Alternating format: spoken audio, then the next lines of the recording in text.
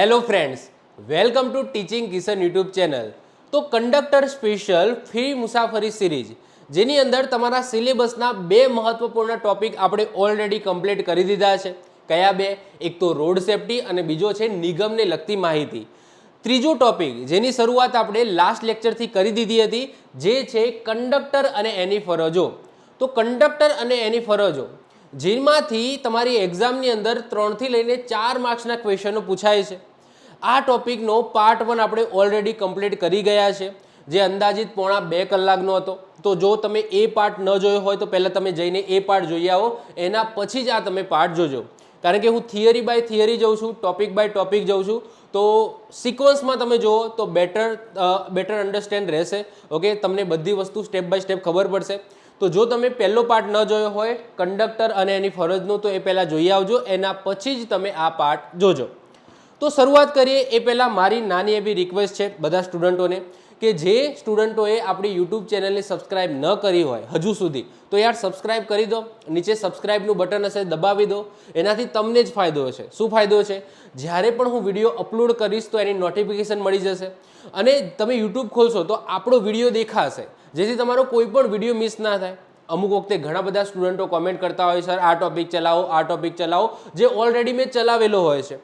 તો એવું ન થાય, કોઈ પણ લેક્ચર મિસ ના થાય, કોઈ પણ ટોપિક છૂટી ના જાય તો ચેનલને સબસ્ક્રાઇબ કરી દેજો। એના માટે કોઈ પૈસા આપવાની જરૂર નથી, ફ્રીમાં જ છે। ઓકે, સબસ્ક્રાઇબનું બટન ફ્રીમાં જ છે, દબાવી દેજો। ઓકે, તો શરૂઆત કરીએ છીએ કંડક્ટર અને એની ફરજો એનો પાર્ટ 2। ઓકે, હવે જો શરૂઆત કરીએ તો એમાં સૌથી પહેલાં ટિકિટ દરોનું કોષ્ટક સમજીએ। હાલાકી આ વસ્તુ આપણે ઓલરેડી નિગમને લગતી માહિતીની અંદર સમજી ગયા છે, તો આપણે અહીંયા રિવિઝન કરી દઈએ।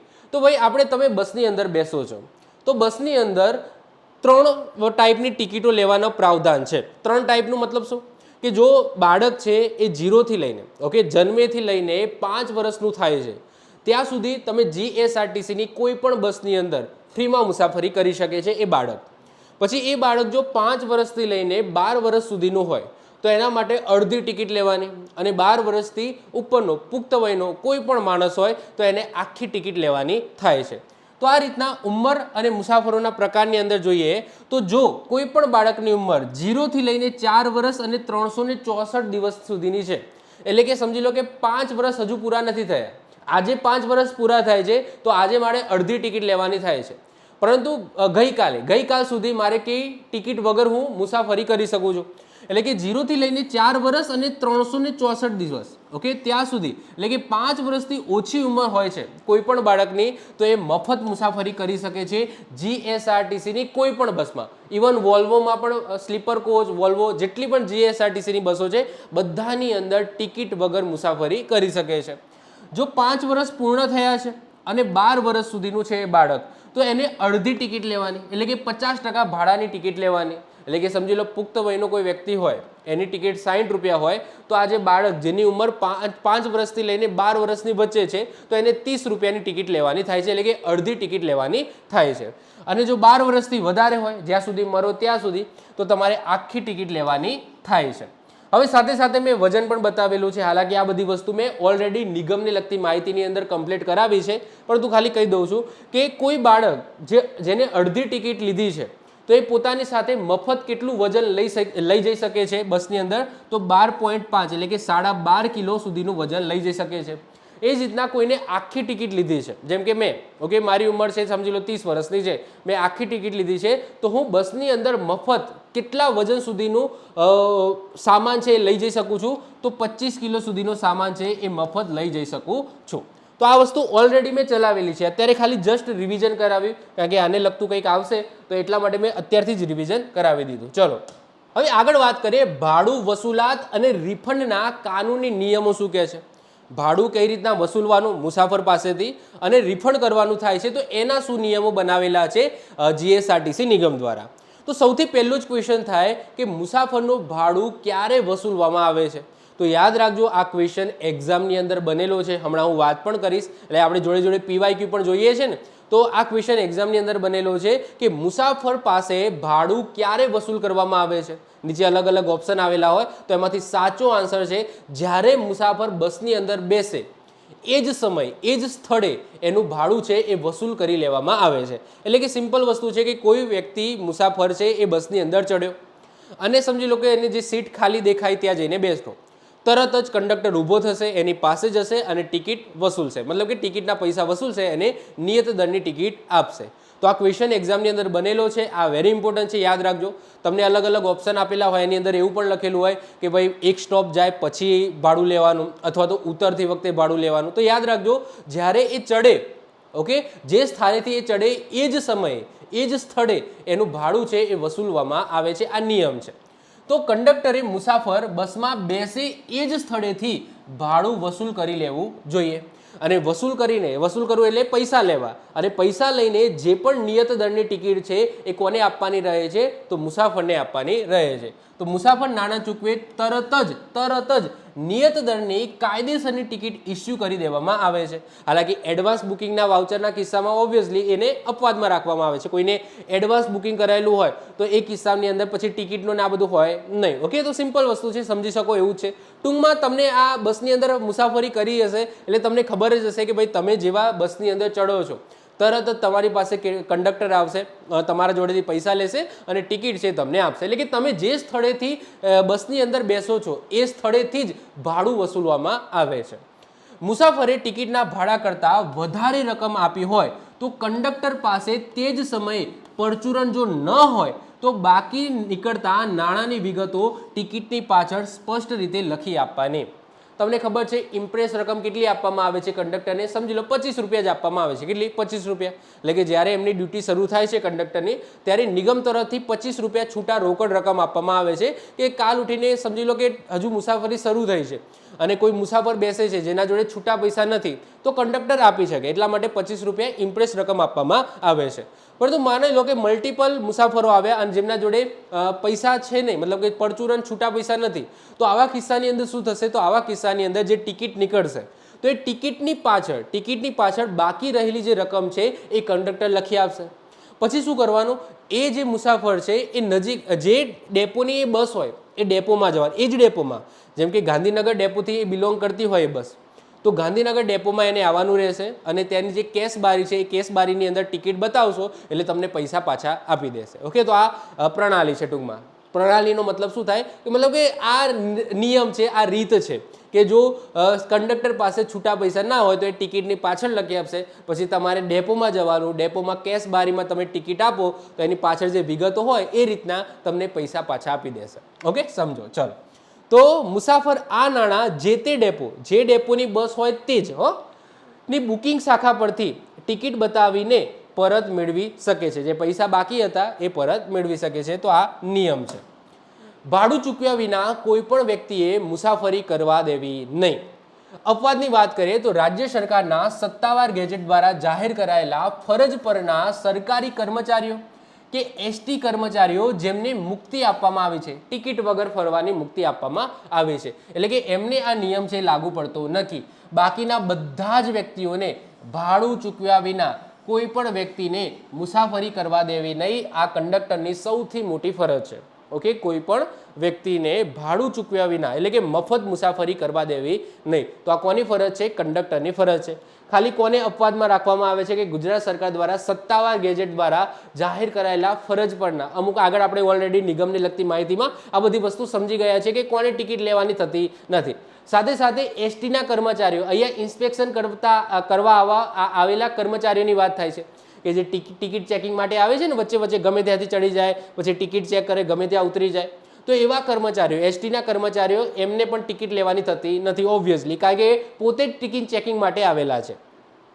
જે મુસાફરે કાયદેસરનું ભાડું ચૂકવ્યું હોય તેની મુસાફરી પૂર્ણ થાય તે પહેલા કોઈ વ્યાજબી કારણ વિના બસમાંથી નીચે ઉતારી શકાય નહીં. આ પણ વસ્તુ આપણે લાસ્ટ પાર્ટની અંદર આપણે સમજી ગયા હતા કે કોઈ વ્યક્તિ મુસાફરી કરે છે, એને પૈસા ચૂકવ્યા છે, ઓકે, ટિકિટ લીધી છે, તો વચ્ચે ગમે ત્યાં ઉતારી શકાય નહીં. હા, એ ન્યુસન્સ ક્રિએટ કરતો હોય, કોઈકને હેરાન કરતો હોય, પછી પાછળથી ખબર પડે કે સમજી લો દારૂ પીને આવેલો છે અથવા તો વ્યસન કરવું છે અને કંડક્ટર ના પાડે છે તો પણ એ વ્યસન કરે છે. ઓકે, તો આવા બધા કિસ્સામાં કંડક્ટર છે બીજા જે મુસાફરો છે એમની મદદથી એ વ્યક્તિને ઉતારી શકે છે. ઓકે, બસમાંથી ઉતારી શકે છે. બાકી કોઈ વ્યાજબી કારણ વિના ના ઉતારી શકાય. એમ નહીં કે ભાઈ સમજી લો કોઈ પર્સનલી દુશ્મની હતી કંડક્ટર સાથે તો ઉતારી દીધો ગમે ત્યાં, તો એવું નહીં ચાલે. ઓકે, વ્યાજબી કારણ સાથે એને ઉતારવું પડશે. ઓકે, એમને કોઈ વ્યાજબી કારણ વગર મુસાફરને ઉતારી શકાય ને જો એને પ્રોપર ટિકિટ લીધી હોય, પૈસા પે કર્યા હોય તો. આગળ વાત કરીએ યાંત્રિક ખામી એટલે કે બ્રેકડાઉન. બ્રેકડાઉન વસ્તુ આપણે ઓલરેડી લાસ્ટ લેક્ચરની અંદર સમજી ગયા હતા નિગમને લગતી માહિતીની અંદર. બ્રેકડાઉનનો મતલબ શું થાય? બસ બગડી. માની લો કે બસ બગડી. ઓકે, ટાયર પંચર થઈ ગયું, ટાયર ફાટી ગયું, અથવા તો સમજી લો ગિયર છે, ગિયર પડતો નથી, ક્લચ પ્લેટ છે એની ખરાબી આવી અથવા તો ચોંટી ગઈ, આવું કંઈ પણ યાંત્રિક ખામી આવી તો એવા કિસ્સાની અંદર 1 કલાક માટે મુસાફરોને રાહ જોવી પડશે. 1 કલાક, માત્ર 1 કલાક. જો 1 કલાકની અંદર કાં તો યાંત્રિક ખામી છે એ સરખી થઈ જાય, ઠીક થઈ જાય, એમાં નજીકના સમજી લો ડેપોમાંથી જે કર્મચારીઓ છે, જે વર્કર છે, ઓકે, જે આ બધું જાણતા હોય, મિકેનિકલ તમે કહી શકો, મિકેનિક છે એને બોલાવી લેવામાં આવશે. ઓકે, અથવા તો ડ્રાઈવર છે પોતાની રીતના એને થોડું ઘણું ફાવતું હોય તો સરખું કરવાનો ટ્રાય કરશે. જો 1 કલાકની અંદર થઈ જાય છે તો ઓકે. હા, 1 કલાકમાં શું બસ છે એ સરખી નથી થતી તો બીજી બસની વ્યવસ્થા કરવામાં આવશે. તો બીજી બસ છે એ ડેપોમાં, નજીકના ડેપોની અંદર કહી દેવામાં આવશે કે ભાઈ બસ બગડી છે, અત્યારે હાલના હાલ સરખી થાય એવી નથી, તો બીજી બસ છે એ અવેજીમાં કોઈ હોય તો મોકલી આપો. તો બીજી બસ છે એ મોકલી આપવામાં આવશે. જો બીજી બસ છે એ હશે તો આ બધા પેસેન્જરોને એમાં બેસાડીને આગળની જે મુસાફરી છે એ કન્ટિન્યુઅસ કરવામાં આવશે. પરંતુ બીજી બસ પણ અવેજીમાં નથી તો આવા કિસ્સાની અંદર જો 1 કલાકની અંદર કાં તો બસ સરખી ના થાય, ઠીક ના થઈ જાય, એટલે કે સમજી લો કે રિપેર ના થાય, અથવા તો બીજી બસ છે એની વ્યવસ્થા ના થાય, તો આને આપણે બ્રેકડાઉન ગણીશું. શું કહીશું? બ્રેકડાઉન ગણીશું. અને જો બ્રેકડાઉન થાય છે તો આવા કિસ્સાની અંદર જે પણ પૈસા છે, રિફંડ છે, એ કંડક્ટર છે એ બધા જે કર્મચારીઓ છે એમને, મતલબ કર્મચારી કે મુસાફરો છે એમને રિટર્ન કરી દેશે. આવા કિસ્સાની અંદર બ્રેકડાઉનનો મતલબ શું થાય? કાં તો બસ રિપેર ના થાય 1 કલાકની અંદર, કાં તો બીજી બસની વ્યવસ્થા ના થાય. જો આ બંને થઈ જાય છે તો એને બ્રેકડાઉન ના કહેવાય 1 કલાકના અંદર.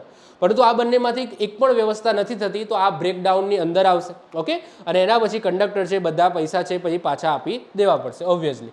તો 1 કલાકનો નિયમ છે. મુસાફરી દરમિયાન જો બસમાં કોઈ યાંત્રિક ખામી સર્જાય છે એટલે કે બ્રેકડાઉન થાય અને તે પછીના 1 કલાકની અંદર મુસાફરોને આગળ પહોંચાડવા માટે અન્ય વાહનની વ્યવસ્થા કરી આપવામાં ન આવે તો દરેક મુસાફરને માંગણી પર નિયમ મુજબ ભાડું છે એ શું કરવામાં આવે છે? રિફંડ આપવાનું રહે છે. એટલે કે જેટલું ભાડું થતું હોય, એટલે કે અડધી મુસાફરીએ બ્રેકડાઉન થયું તો અડધી મુસાફરીનું જે પણ ભાડું બનતું હોય એટલે કે અડધી ટિકિટ તો એ પછી રિફંડ કરવું પડશે. ટોટલી રિફંડ નહીં કરે. ઓકે, જે પણ નિયત ભાડું છે એટલે કે જે પણ બ્રેકડાઉન સમયનું ભાડું છે એટલે કે અડધી મુસાફરી કરી તો અડધી મુસાફરીનું જે ભાડું છે એ રિફંડ કરવાનું થાય છે. ઓકે, આ વસ્તુ યાદ રાખીશું. હવે રિફંડ આપતી વખતે, હવે જો રિફંડ વ્યક્તિને અપાઈ જાય છે કંડક્ટર દ્વારા તો ઓબ્વિયસલી જે ટિકિટ હતી એ પાછી લઈ લેવામાં આવશે, કારણ કે ફરી વખત રિફંડ ક્લેમ ના કરી શકે. તો જ્યારે પણ કંડક્ટર રિફંડ આપે છે તો ત્યારે એ ટિકિટ છે એ કંડક્ટર પાછી લઈ લેશે. સાથે સાથે એનું જે નામ છે, સરનામું છે અને રિફંડ આપેલી જે રકમ છે એ પણ કંડક્ટર છે એ નોંધી દેશે. તો રિફંડ આપતી વખતે મુસાફર પાસેથી જે મૂળ ટિકિટ પરત લઈ લેવાની રહે છે. કંડક્ટરે મુસાફરનું નામ, સરનામું, રિફંડ આપેલી રકમની વિગતવાર યાદી છે એ પણ રાખવી પડે છે. જ્યારે પણ બ્રેકડાઉન થાય છે ત્યારે ટૂંકમાં કંડક્ટરનું કામ વધી જાય છે. જેટલા પણ પેસેન્જર બેઠા છે એ બધાના નામ, બધાના સરનામા, ક્યાંથી બેઠા એ તો બધું ટિકિટમાં લખેલું જ હશે, કે ક્યાં સુધી એમને મુસાફરી કરી અને કેટલી બાકી રહી ગઈ અને એ પ્રમાણે કંડક્ટરે રિફંડ આપ્યું. તો આ બધી માહિતી છે એ કંડક્ટરને એઝ અ યાદી તરીકે રાખવી પડશે. હવે આ ટોપિકમાંથી એક ક્વેશ્ચન પૂછાયો હતો 2017માં. શું પૂછાયો હતો? તો પ્રવાસી પાસેથી કંડક્ટરે મુસાફરી ભાડું ક્યારે વસૂલ કરવાનું હોય છે? તો જ્યારે મુસાફર બસની અંદર બેસે તે સ્થળે. તો આવા જો ઓપ્શન શું આપેલા છે? ઉતરવાના સ્થળે, પહેલા સ્ટોપે, બેસવાના સ્થળે કે એક પણ નહીં. તો આનો આન્સર શું આવશે? તો આનો આન્સર આવશે ઓપ્શન સી, બેસવાના સ્થળે. તો જે સ્થળે મુસાફર બેસે છે એ જ સ્થળે કંડક્ટર મુસાફર પાસેથી ભાડું છે એ વસૂલ કરી દેશે. ક્લિયર છે? ઓકે, તો આમાંથી એક ક્વેશ્ચન બનેલો છે તો આ વસ્તુ યાદ રાખીશું. ચલો વધીએ આગળ વાત કરીએ વિશેષ એસટી બસ સેવાઓ માટે ટિકિટિંગના નિયમો. વિશેષ એસટી બસ સેવાઓ એટલે કે એસી વોલ્વો છે, સ્લીપર કોચ છે, એમના માટે શું નિયમો છે એ સમજીએ. ચલો, તો નિગમ દ્વારા સંચાલિત પ્રીમિયમ સેવાઓમાં કંડક્ટરની ટિકિટિંગ સંબંધી ફરજો એ નીચે મુજબ છે. એટલે કે એસી વોલ્વો છે અથવા તો એસી બસ છે અથવા તો સ્લીપર કોચ છે. તો આવા કન્ડિશનની અંદર કંડક્ટરે મુસાફરોની ઈ ટિકિટ અથવા તો એમ ટિકિટ સિસ્ટમ દ્વારા ચકાસણી કરીને જ બસમાં પ્રવેશ આપવો. સિમ્પલ છે. તો સ્લીપર કોચમાં મુસાફરોને ફાળવેલી સ્લીપિંગ સીટ યોગ્ય રીતે મળે એ જોવું એ પણ કોની ફરજ છે? કંડક્ટરની ફરજ છે. નોર્મલી આ જે બધી હાઈ ક્લાસની પ્રીમિયમ બસો હોય છે એમાં એડવાન્સ બુકિંગ જ હોય છે. ઓનલાઈન બુકિંગ બધાએ કરાયેલું જ હોય છે. નોર્મલી બધાએ કરાયેલું જ હોય છે. તો એમને યોગ્ય સીટ મળે એ શોધી આપવાની અને બધી જવાબદારી કોની હોય છે? કંડક્ટરની હોય છે. કંડક્ટર લેસ બસ એટલે કે ડ્રાઈવર ઓનલી બસ જે તમને પ્રીમિયમ બસની અંદર જ મોટાભાગની મતલબ કે આ બસની અંદર જ જોવા મળે, જેમાં મોસ્ટ ઓફ કહેવાય છે મોટાભાગનું બુકિંગ છે એ ઓનલાઈન થઈ ગયું હોય એટલે બહુ ચિંતા ના રહે ડ્રાઈવરને.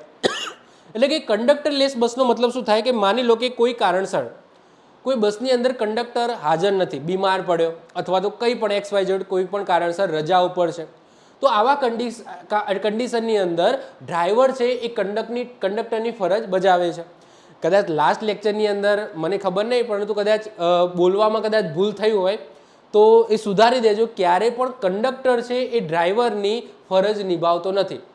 ક્યારે પણ કંડક્ટર એ ડ્રાઈવરની ફરજ ના નિભાવે, પરંતુ ડ્રાઈવર છે એને જરૂર પડે તો કંડક્ટરની ફરજ નિભાવી શકે છે.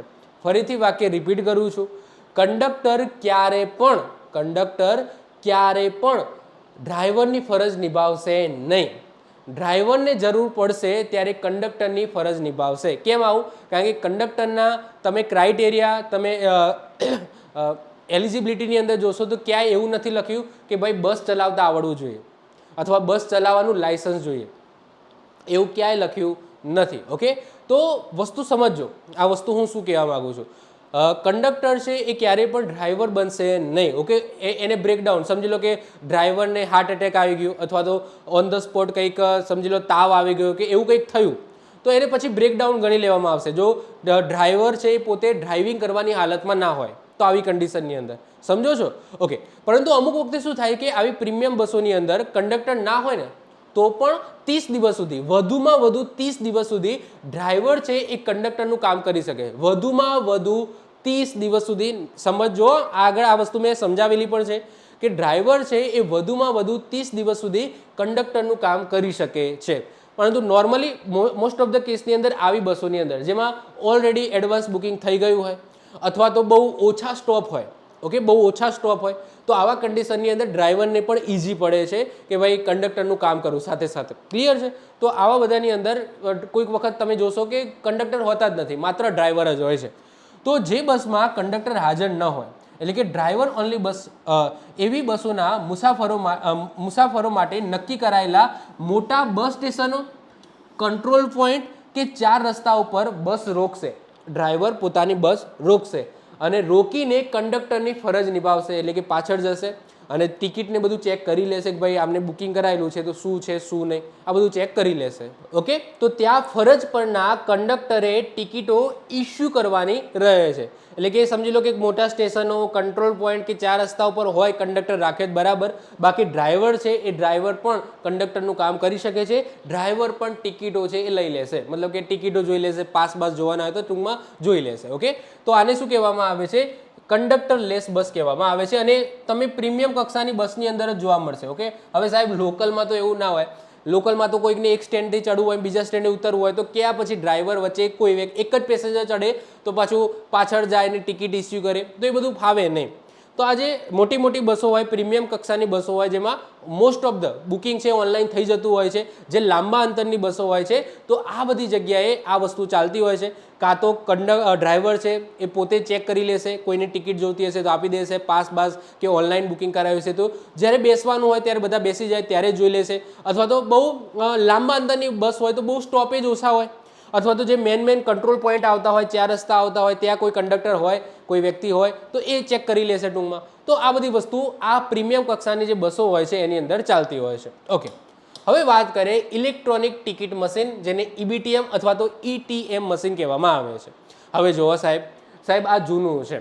ઘણી બધી પુસ્તકની અંદર આ જે EBTM છે, ETM મશીન છે એને ડિટેલ્સમાં સમજાવ્યું છે, જે તમારે હવે સમજવાની જરૂર નથી. સાહેબ હજુ સુધી આમાંથી એક પણ ક્વેશ્ચન પૂછાયો નથી. હજુ સુધી આમાંથી એક પણ ક્વેશ્ચન પૂછાયો નથી, ના પૂછાવાની શક્યતા મને લાગે છે અને ના પૂછાવો જોઈએ. ઓકે, ઓબ્વિયસલી આ મશીન અત્યારથી સમજીને શું કરવું છે તમારે. ઓકે, કોઈ વ્યર્થની વસ્તુ છે અને આ અત્યારે જૂનું થઈ ગયું છે, અત્યારે છે પણ નહીં. અત્યારે તમે જોશો તો આ છે અત્યારનું જે EBTM મશીન છે, આ છે. પહેલાં શું હતી, સ્ક્રીન નાની હતી, આની અંદર QR કોડ સ્કેન કરવા કે એવી બધી કંઈ સુવિધા હતી નહીં.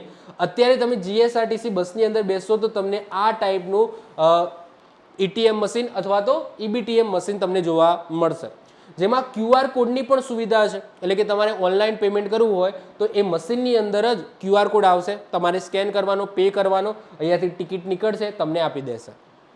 તો આને તો ભણવાની જરૂર જ નથી. પહેલી વખત તો આની તો ભણવાની જરૂર નથી. અને હજુ કહું છું કે EBTM કે ETM માંથી હજુ સુધી કોઈ ક્વેશ્ચન પૂછાયો નથી. ઓકે, નથી. આની અંદર સ્વિચો પણ ઘણી બધી હતી અને થોડું બહુ લાંબી પ્રક્રિયા ને બધું હતું. ઓકે, કંડક્ટર માટે પણ બહુ જફા હતી. પરંતુ અત્યારે એન્ડ્રોઈડ સિસ્ટમ બેઝ, આની અંદર એન્ડ્રોઈડ નથી. અત્યારે તો તમે જુઓ કે એન્ડ્રોઈડ સિસ્ટમ, તમારો મોબાઈલ છે ને એ ટાઈપનું EBTM મશીન થઈ ગયું છે. એન્ડ્રોઈડ સિસ્ટમ વાળું EBTM મશીન થઈ ગયું છે. એની ડિસ્પ્લે પણ તમે જો તમારા મોબાઈલ જેટલી મોટી ડિસ્પ્લે હોય છે અને બહુ ઓછા બટનો હોય છે. દેખાય છે, બહુ ઓછા બટનો હોય છે. તો ટચ સ્ક્રીન વાળું, ઓછા બટનો વાળું આ ટાઈપનું તમને એન્ડ્રોઈડ સિસ્ટમ બેઝ અત્યારે EBTM મશીન તમને જોવા મળશે. ઓકે, તો હજુ સુધી ક્વેશ્ચન નથી પૂછાય, પરંતુ આપણે બધું કવર કરવાનું. ઓકે, આપણે કશું છોડવાનું નહીં, નાનામાં નાનો ટોપિક પણ આપણે કવર કરવાનો. ઓકે, પૂછાય તો ઓકે, ભલે નથી પૂછાય પણ પૂછાય તો છેવટનું ફૂલ ફોર્મ પૂછાઈ જાય. ઓકે, કદાચ અંદરનું ઇન્ટરનલ ના પૂછાય પરંતુ ફૂલ ફોર્મ પૂછાઈ જાય તો જો EBTM અને ETM નું ફૂલ ફોર્મ શું થાય? EBTM અને ETM બંને એક જ છે, મતલબ આને જ કહેવામાં આવે, આ મશીનને જ કહેવામાં આવે. તો EBTM એટલે કે ઇલેક્ટ્રોનિક બસ ટિકિટિંગ મશીન કહી શકો, અથવા તો ETM કહો તો ઇલેક્ટ્રોનિક ટિકિટિંગ મશીન કહી શકો. બંને છે એક જ. GSRTC ના કાગળની જૂની રેક ટિકિટો બંધ કરીને સાહેબ 10 જાન્યુઆરી 2007 આવો ઉલ્લેખ GSRTC ના કોઈ પણ સત્તાવાર વેબ પોર્ટલ કે એના ઉપર કરેલી નથી. આ તો જસ્ટ મળ્યું એટલે લાયો. હજુ સુધી આવું કોઈ ક્વેશ્ચન બનેલો નથી અને હું ફરીથી કહું છું, આવું મને મળ્યું ઓકે ક્યાંક જગ્યાએ એટલે હું લાવ્યો છું. બાકી GSRTC ના સત્તાવાર કોઈ પણ ગેજેટની અંદર પબ્લિશ નથી કરવામાં આવ્યું, કોઈ જગ્યાએ કોઈ વેબસાઇટની અંદર પણ નથી લખ્યું. મેક્સિમમ મેં રિસર્ચ કર્યું છે, આ ટાઈપની તારીખ મને સુધી મળી નથી. પરંતુ હું એટલા માટે લાવ્યો કે કદાચ ઓકે મને તો મળ્યું નથી, દૂર દૂર સુધી ક્યાંય મળ્યું નથી. ઇવન ChatGPT અને ક્લાઉડની અંદર નાખ્યું, જેમિનીમાં નાખ્યું, બધી જગ્યાએ મેં સર્ચ કર્યું, ક્યાંય તમને આની સત્તાવાર આવી તારીખ તમને ક્યાંય પોર્ટલ ઉપર કે ક્યાંય જોવા મળી નથી. તો GSRTCની કાગળની જૂની રેક ટિકિટો બંધ કરીને 10 જાન્યુઆરી 2007થી EBTMનો તબક્કાવાર અમલ શરૂ કરવામાં આવ્યો. આ એટલા માટે એક વાક્ય લાવ્યો છું કે કદાચ ઓકે મારી ભૂલ થઈ હોય અને પૂછાઈ જાય તો આપણે આ તારીખ યાદ રાખી લો. બાકી હજુ સુધી આવી તારીખ કોઈ પૂછાઈ નથી અને આવી સત્તાવાર મને માહિતી મળી નથી. ના GSRTC આવી કોઈ માહિતી પબ્લિશ કરેલી છે. ઓકે, પરંતુ મેં કીધું લખી તો દઈએ, ચલો ને, ભલે ના હોય તો ના હોય. ઓકે, તો તારીખ યાદ રાખી લો 10 જાન્યુઆરી 2007 પહેલી શરૂઆત. ઓકે, આ અમલની શરૂઆત છે. જો અમલની શરૂઆત એટલે કે બહુ નાના પાયે શરૂઆત થઈ હતી.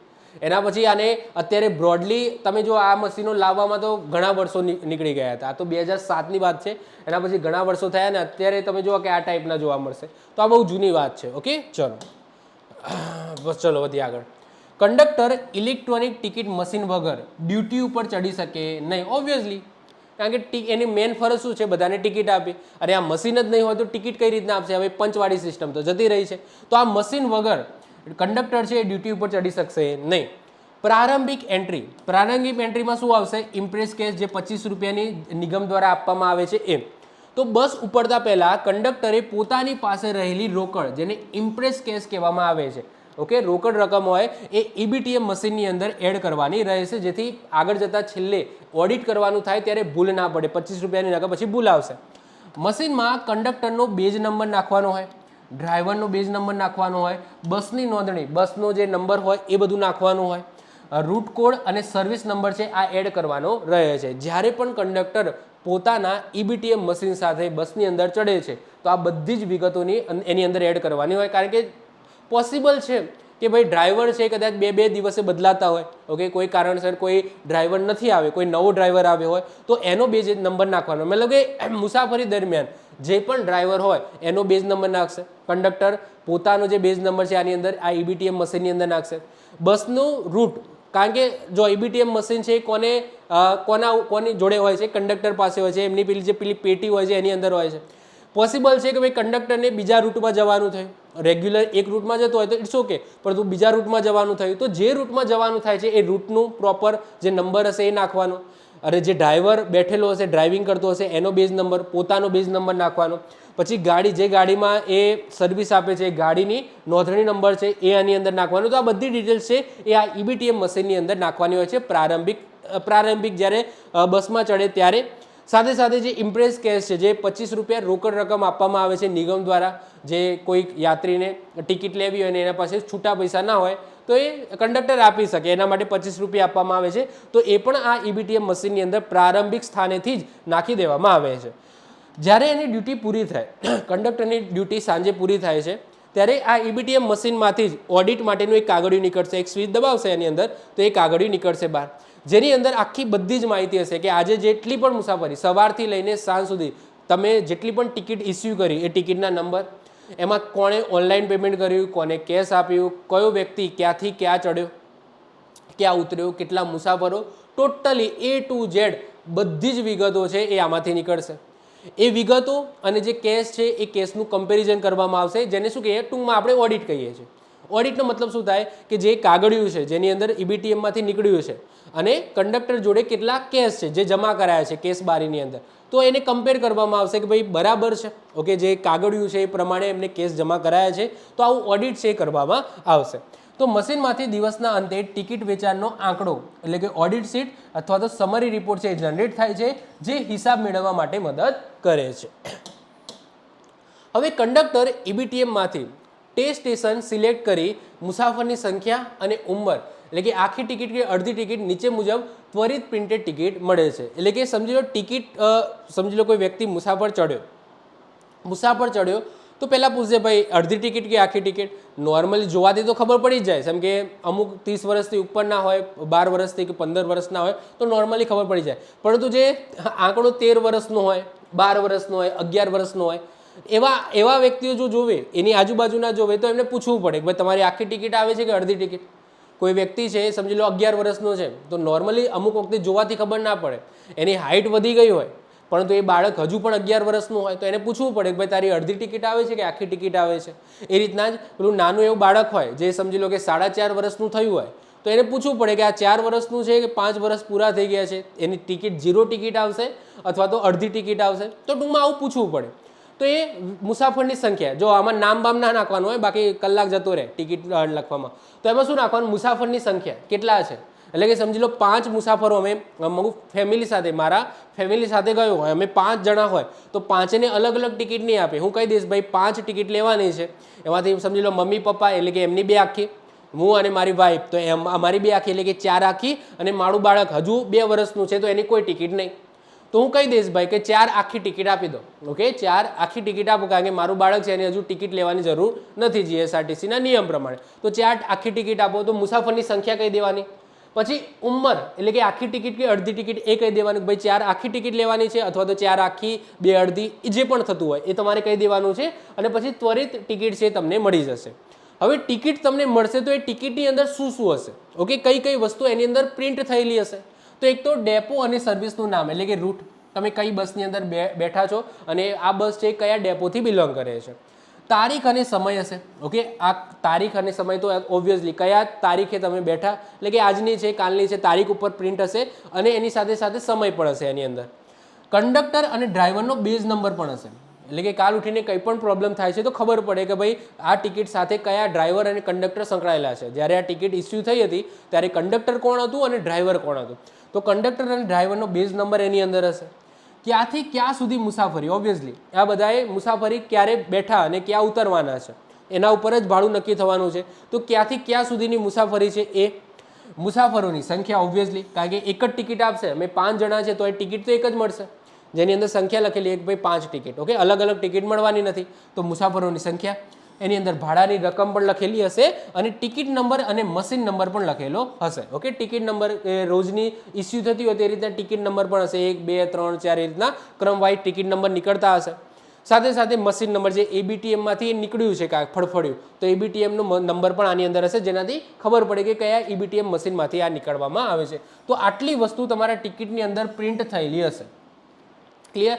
તમને આમાંથી એમસીક્યુ પૂછાય કે ભાઈ નીચેનામાંથી કઈ વસ્તુ ટિકિટની અંદર પ્રિન્ટ થયેલી ના હોય. ઓકે, તમને પૂછે અલગ અલગ, એમાંથી આ હોય એક ના હોય, જેમ કે નામ આની અંદર પ્રિન્ટ થયેલું હોય નહીં. આ રીતના નામ લઈને મતલબ કે દરેક નામની ટિકિટ બનાવે કંડક્ટરને તો ક્યારે મતલબ કે ટિકિટ કાઢી રહે તો નામ બામ કે એ બધું ટાઈપ કરવાનું હોય નહીં. ઓકે, નામ કે એડ્રેસ કે મોબાઈલ નંબર એવું બધું હોય નહીં ટૂંકમાં. તો આ બધી વસ્તુઓ પ્રિન્ટ થયેલી હોય છે. ઓનલાઈન બુક થયેલી ઈ ટિકિટ કે QR કોડ ચકાસીને બસમાં પ્રવેશ આપવા માટે પણ આ મશીનનો ઉપયોગ થાય છે. ઓકે, આ મશીનનો ઉપયોગ ઈ ટિકિટ એટલે કે ઓબ્વિયસલી જે બસથી બિલોંગ કરતો હોય તો એ બસનું એને બુકિંગ કરાયેલું હશે તો એ ચેક કરી લેશે. તો એ ચેક કરીને પણ ઈબીટીએમ મશીનની અંદર નાખશે કે ભાઈ આ વ્યક્તિએ બુક કરાવ્યું હતું અને એ વ્યક્તિ મુસાફરી માટે આવેલો છે, તો ઈબીટીએમ મશીનની અંદર નાખવું જરૂરી છે. દિવ્યાંગો, વિદ્યાર્થીઓ જેમની પાસે પાસ હશે, પત્રકારો જેમને સરકાર ફ્રીમાં આપે છે, જેમ કે દૂરદર્શનના સત્તાવાર જે પત્રકારો છે એ ફ્રીમાં મુસાફરી કરી શકે છે. જેવા રાહત પાસ ધરાવતા મુસાફરો માટે 0 ટિકિટ કે રાહત દરની ટિકિટ છે એ મશીન દ્વારા જનરેટ કરવામાં આવે છે. ઓકે, તો આ વસ્તુ વેરી ઇમ્પોર્ટન્ટ છે, યાદ રાખજો. જેમ કે વિદ્યાર્થીઓ છે જેમને ઓબ્વિયસલી પાસ કઢાયેલો હોય તો એમની માટે રાહત દરની ટિકિટ હોય છે કે પર્સન્ટેજ વાળી હોય છે.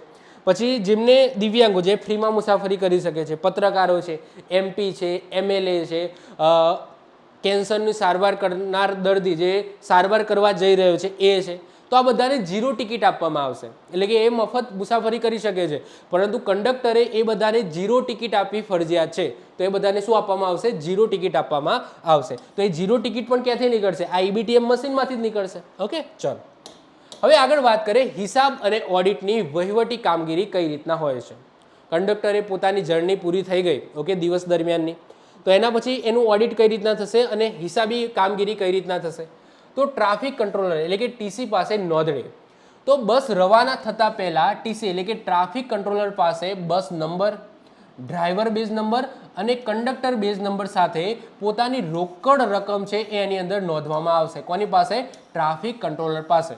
એટલે કે માની લો કે કોઈ સવારની મુસાફરી હોય, સવારથી સાંજ સુધીની મુસાફરી હોય તો સવારે TC પાસે કંડક્ટર છે એ પોતાનો બેઝ નંબર, ડ્રાઈવરનો બેઝ નંબર સાથે સાથે જે રોકડ રકમ ઇમ્પ્રેસ રકમ છે એ નોંધાઈ દેશે. સાથે સાથે કઈ બસની અંદર આ ડ્રાઈવર અને કંડક્ટર પોતાની સર્વિસ આપવાના છે તો એ બધું TC પાસે નોંધાઈ દેવામાં આવશે.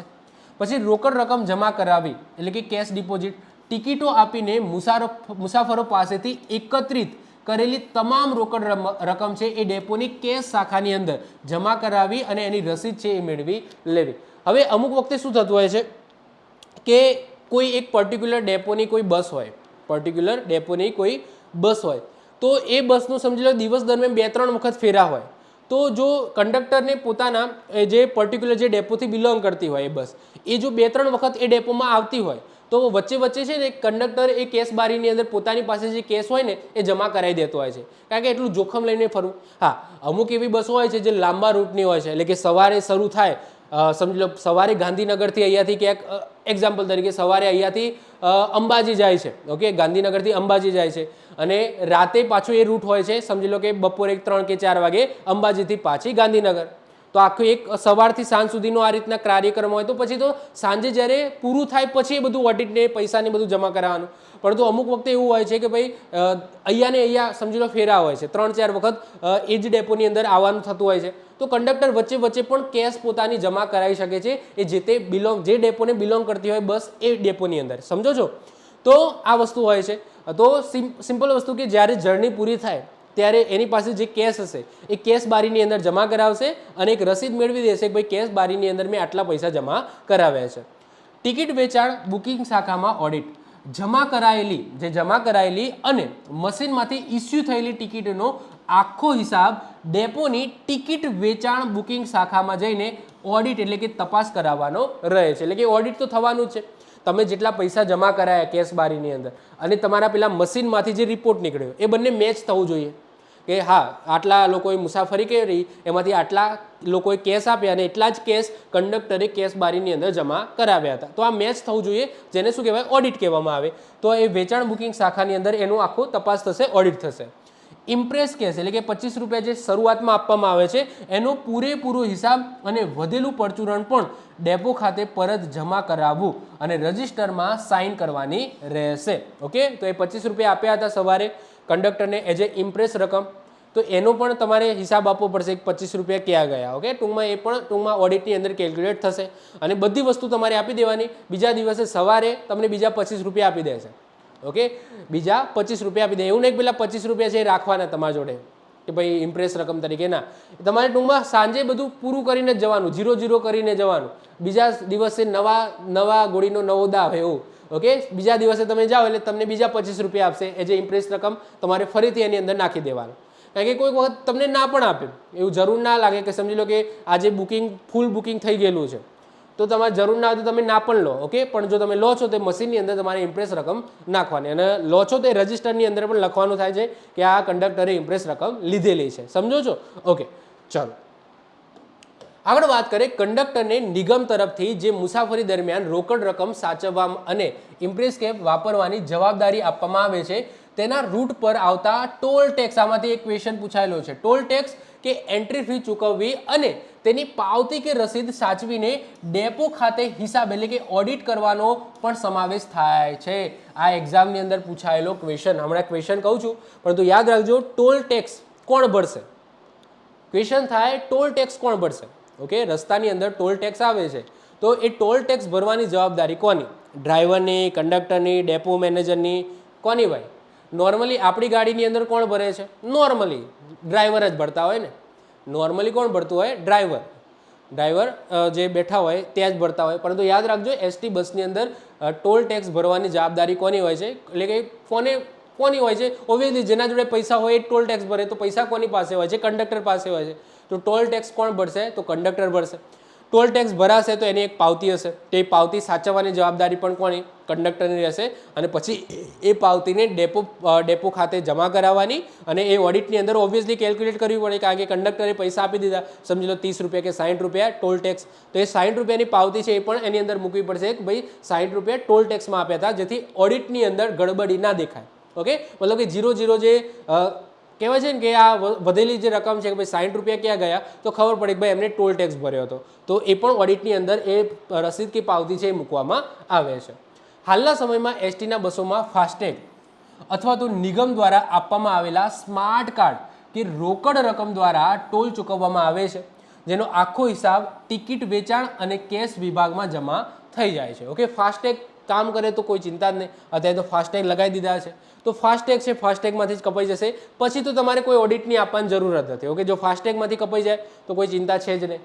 અથવા તો સ્માર્ટ કાર્ડ આપવામાં આવે છે, સ્માર્ટ કાર્ડ 18 તો ત્યાંથી કપાઈ જાય તો પણ કોઈ ચિંતા નથી. પરંતુ રોકડ રકમ આપે છે, રોકડ રકમ જો કંડક્ટર આપે છે તો પછી પાવતી છે, પાવતી સાચવી રાખવાની અને પછી ડેપોની અંદર જમા કરાવવાની થાય છે. અને અહીંયાથી ક્વેશ્ચન પૂછાયેલો છે 2017ની અંદર કે રૂટ પર આવતા ટોલ ટેક્સની રકમ કોણ ચૂકવણી કરે છે? ઓકે, કોણે ચૂકવવાની થાય છે? ડ્રાઈવર, પ્રવાસી, કંડક્ટર કે TCA? તો આન્સર શું આવશે? ઓબ્વિયસલી શું આવશે? કંડક્ટર. ઓકે, કંડક્ટરને ચૂકવવાની થાય છે. આ એક્ઝામની અંદર પૂછાયેલો છે, યાદ રાખીશું. ઓકે, આગળ વાત કરીએ બેલ, ઘંટડીના ઇશારા. ઓકે, તમને જોશો કે બસોની અંદર બેલ હોય છે, ઘંટડી હોય છે. ઓકે, અને ઘંટડી ક્યાં હોય છે? તો ઘંટડી ક્યાં હોય? જે ડ્રાઈવર હોય ને, ડ્રાઈવરની બાજુમાં ઘંટડી હોય, પરંતુ એ દોરી છે ને એક છેક સુધી જતી હોય, છેક સુધી જતી હોય, એન્ડ સુધી. ઓકે, એન્ડ સુધી જતી હોય અને કંડક્ટર શું કરશે? ઘંટડી વગાડશે. એટલે કે એના જોડે દોરી હશે, એ કામ કરે, 2 વગાડે, 3 વગાડે, તો એ કોણ વગાડશે? કંડક્ટર વગાડશે. કોણ વગાડશે? કંડક્ટર વગાડશે. પરંતુ કોઈક વખત મુસાફર પણ કંડક્ટર બનીને ઘંટડી વગાડી દે છે. મુસાફર બેધ્યાન હોય અને ઉતરવાનું હોય છે કોઈ મુસાફરને, તો એ પણ વગાડી દે છે, ટન એક વખત વગાડી દે, તો આવું પણ થતું હોય છે. ઓકે, અને ભૂલમાં પણ વાગી જતી હોય છે. આવું તો અમે બહુ કર્યું જ્યારે સ્કૂલમાં જતા હતા એસટી બસની અંદર, તો વગાડી દેતા હતા. ઓકે, દોરી લબડે આમાં દબાઈ દેવાની, પછી ડ્રાઈવર પાછળ જોવે કે કોઈ સ્ટોપ તો આવતું નથી, આ કોને વગાડી. ઓકે, પછી એક વખત વાગી જાય એટલે ભૂલથી, તો પછી કંડક્ટરને 2 વખત આમ વગાડવી પડે. બે વખત વગાડે એનો મતલબ ઈશારો કે ભાઈ જવા દો, આ તો ભૂલથી વાગી જાય છે.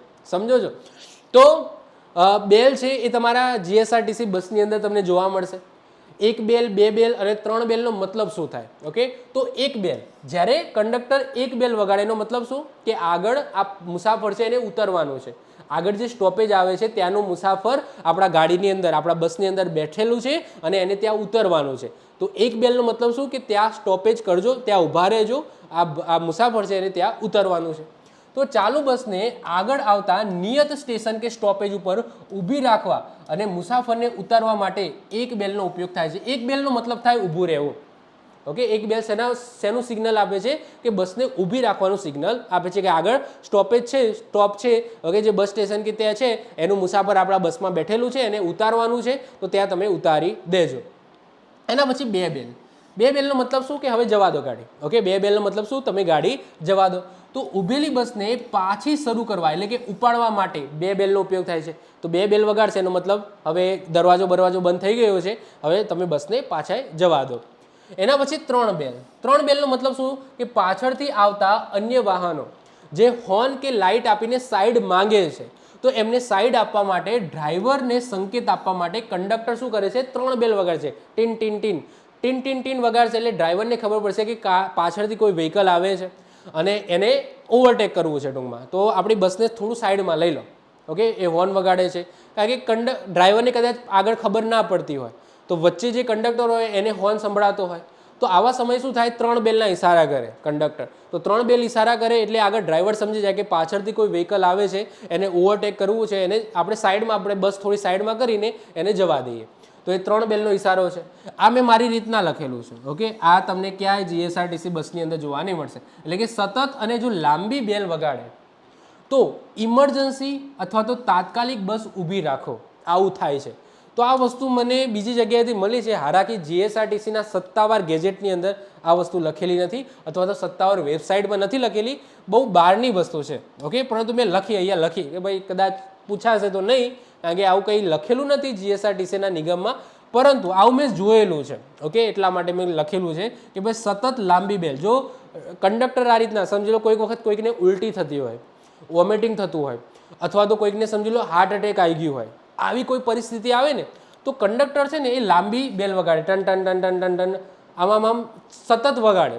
સતત વગાડે એનો મતલબ શું થાય કે આ ઇમરજન્સીથી તાત્કાલિક બસ ઊભી રાખો, તાત્કાલિક બસ ઊભી રાખો. કારણ કે આ જે 1 બેલ છે ને ઊભી રાખવાનું, એ સ્ટોપેજ માટે છે. એટલે કે આગળ જે સ્ટોપ આવતો હોય ને ત્યાં ઊભી રાખો, તરત ઊભી રાખવાનું નથી. જ્યારે 1 બેલ મારે છે કંડક્ટર, એનો મતલબ શું કે આગળ જે હવે નેક્સ્ટ બસ સ્ટેશન આવશે ત્યાં ઊભી રાખજો, ત્યાં ઊભી રાખજો. કારણ કે આ 1 બેલ છે ને એ થોડા અંતર પહેલાં જ મારી દે છે કે આગળ જે બસ સ્ટેશન આવે છે ત્યાં બસ ઊભી રાખજો. જ્યારે સતત બેલ મારે એનો મતલબ શું કે અત્યારે હાલના હાલ બસને સાઈડમાં કરીને ઊભી રાખો, ઇમરજન્સી છે. સમજો છો? તો આ બેલના ઇશારા છે, આ બેલના ઇશારા છે. અને આ ટોપિકમાંથી પણ એક ક્વેશ્ચન પૂછાયેલો છે. શું ક્વેશ્ચન પૂછાયેલો છે? બસની પાછળ આવતા વાહન માટે કેટલા બેલ મારીને કંડક્ટર છે એ ડ્રાઈવરને સંજ્ઞા આપે છે કે પાછળથી કોઈ વ્હીકલ આવે છે જે સતત હોર્ન મારે છે? તો આન્સર શું આવશે? 3 બેલ. તો option A is the right answer. Okay, શું આવશે? Option A is the right answer. તો આ ક્વેશ્ચન એક્ઝામની અંદર બનેલો છે, તો આ ટોપિક પણ વેરી ઇમ્પોર્ટન્ટ આપણો બની જાય છે. ચલો હવે આગળ વાત કરીએ રિવર્સ કરતી વખતે વિસલ એટલે કે સીટીના સંકેતો. આ જે પ્રોસેસ હોય છે ને, આ પ્રોસેસને રિવર્સિંગ પ્રોસેસિંગ કહેવામાં આવે છે. અને આનો ક્વેશ્ચન આ થિયરીમાંથી પણ એક ક્વેશ્ચન પ્રીવિયસ યર ક્વેશ્ચનની અંદર પૂછાયો હતો. હમણાં વાત કરીએ છીએ, પરંતુ ટૂંકમાં તમને આગળ મેં વાત કરી એ પાર્ટ 1 ની અંદર કે તમને નિગમ તરફથી એક ડબ્બો આપવામાં આવશે, એલ્યુમિનિયમનો ડબ્બો, ભૂરા રંગનો કે નીલા રંગનો કે બ્લુ કલરનો એક ડબ્બો આપવામાં આવશે, જેની અંદર મેં તમને કીધું હતું એક તો તમારું EBTM મશીન હશે, પછી શું હશે? એક ફરિયાદી પોથી હશે, પછી શું હશે? એક સીટી હશે. શું હશે? એક સીટી પણ તમને આપવામાં આવશે, શાળામાંની સીટી આપવામાં આવશે. ઓકે, તો આ બધી વસ્તુઓ તમને આપવામાં આવશે. તો આ સીટીનો ઉપયોગ શું? સીટીનો ઉપયોગ ક્યારે કરવાનો તો એ જોઈએ. તો સીટીનો ઉપયોગ ક્યારે થાય છે? જ્યારે બસને રિવર્સ લેવાની હોય. અને બસને રિવર્સ ક્યારે લેવાની હોય? બસ ડેપોની અંદર. તો જ્યારે બસ ડેપોની અંદર બસ આવી જાય છે, એના પછી જે જગ્યાએ નિયત જગ્યા હોય છે પર્ટિક્યુલર, એ નિયત જગ્યાની અંદર આ બસને પાર્ક કરવાની હોય છે અને ઊંધી પાર્ક થાય છે. કઈ રીતના? ઊંધી પાર્ક થાય છે. સમજો છો? આ રીતના સીધે સીધી નથી ઘૂસી જતી, રિવર્સ કરીને જ એ પાર્ક થતી હોય છે, જેથી પછી ઉપડવાના સમયે સીધે સીધી ઉપડી જાય. તો એ રિવર્સ કરતી વખતે પાર્ક કરવાની હોય છે. તો આ સમયગાળા દરમિયાન બસ જ્યારે ડેપોની અંદર આવી જશે અને એ જે પાર્ક કરવાનું છે એના પહેલાં જ કંડક્ટર છે એ નીચે ઉતરી જશે. નીચે ઉતરીને એની જોડે વિસલ હશે, સીટી હશે. એ સીટીના ઈશારાથી ઓકે એ ડ્રાઈવરને કહેશે, કારણ કે બૂમો નહીં પાડે, સીટીના અવાજથી જ એ ડ્રાઈવરને ઈશારો કરશે કે ભાઈ પાછી આવવા દે અને ઊભી રાખ. તો જ્યારે કંડક્ટર છે એ તૂટક સીટી મારે, આવી રીતના સીટી મારે, એનો મતલબ શું કે પાછી આવવા દો, પાછી આવવા દો, પાછી આવવા દો. ઓકે, પાછળ બધું ક્લિયર છે, તમે આવવા દો, આવવા દો, આવવા દો.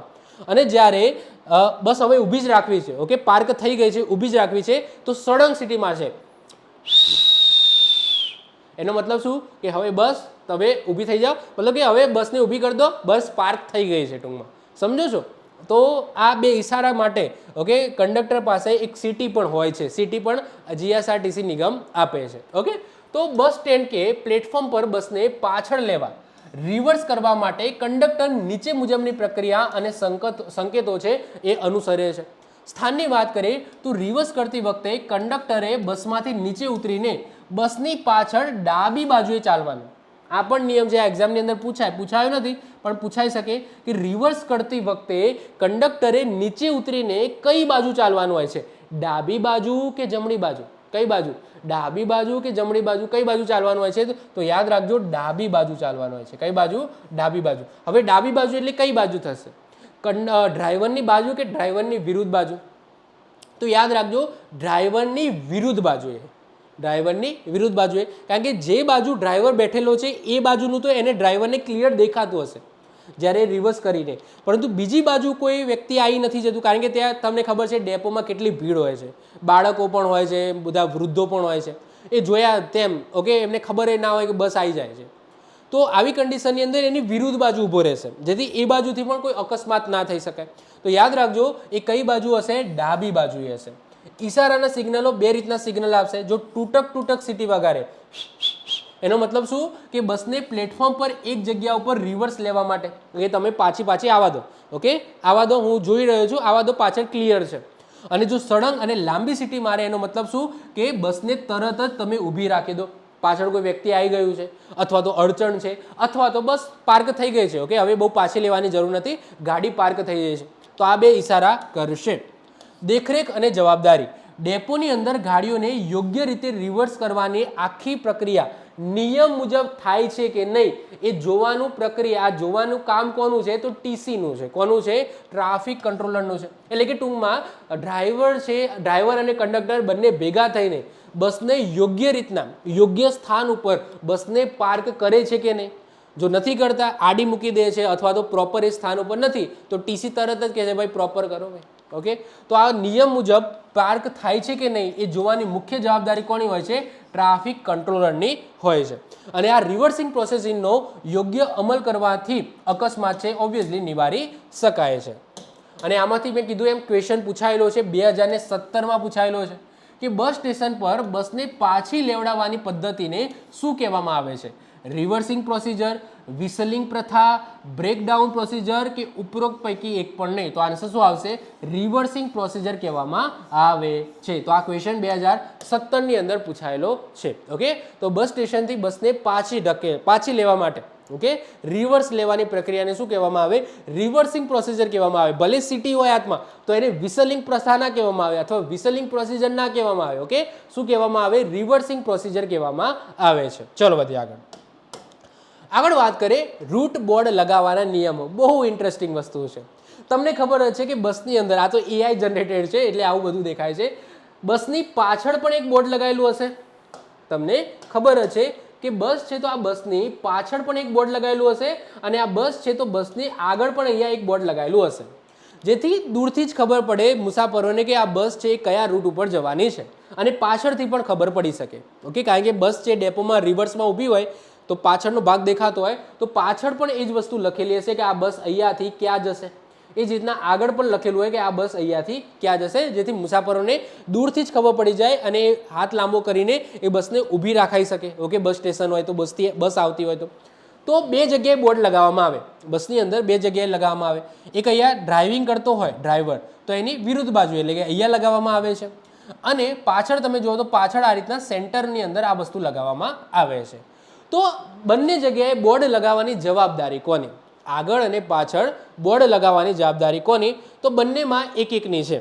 એટલે કે આગળ બોર્ડ લગાવવાની જવાબદારી કોની છે? યાદ રાખજો, ડ્રાઈવરની છે. જ્યારે પાછળ બોર્ડ લગાવવાની જવાબદારી કોની છે? તો કંડક્ટરની છે. ઓકે, સમય અનુસાર સમજી લો એ બોર્ડને રિવર્સ પણ કરવું પડે. એવું જરૂર નહીં કે સવારે ચેન્જ કરી એટલે પૂરું. રિવર્સ લેતી વખતે મતલબ કે જ્યારે રૂટ છે એ રિવર્સ થતો હોય, અહીંયાથી સવારે અહીંયાથી અંબાજી ગયા તો અહીંયાથી આખી નંબર પ્લેટમાં લખ્યું છે ગાંધીનગરથી અંબાજી.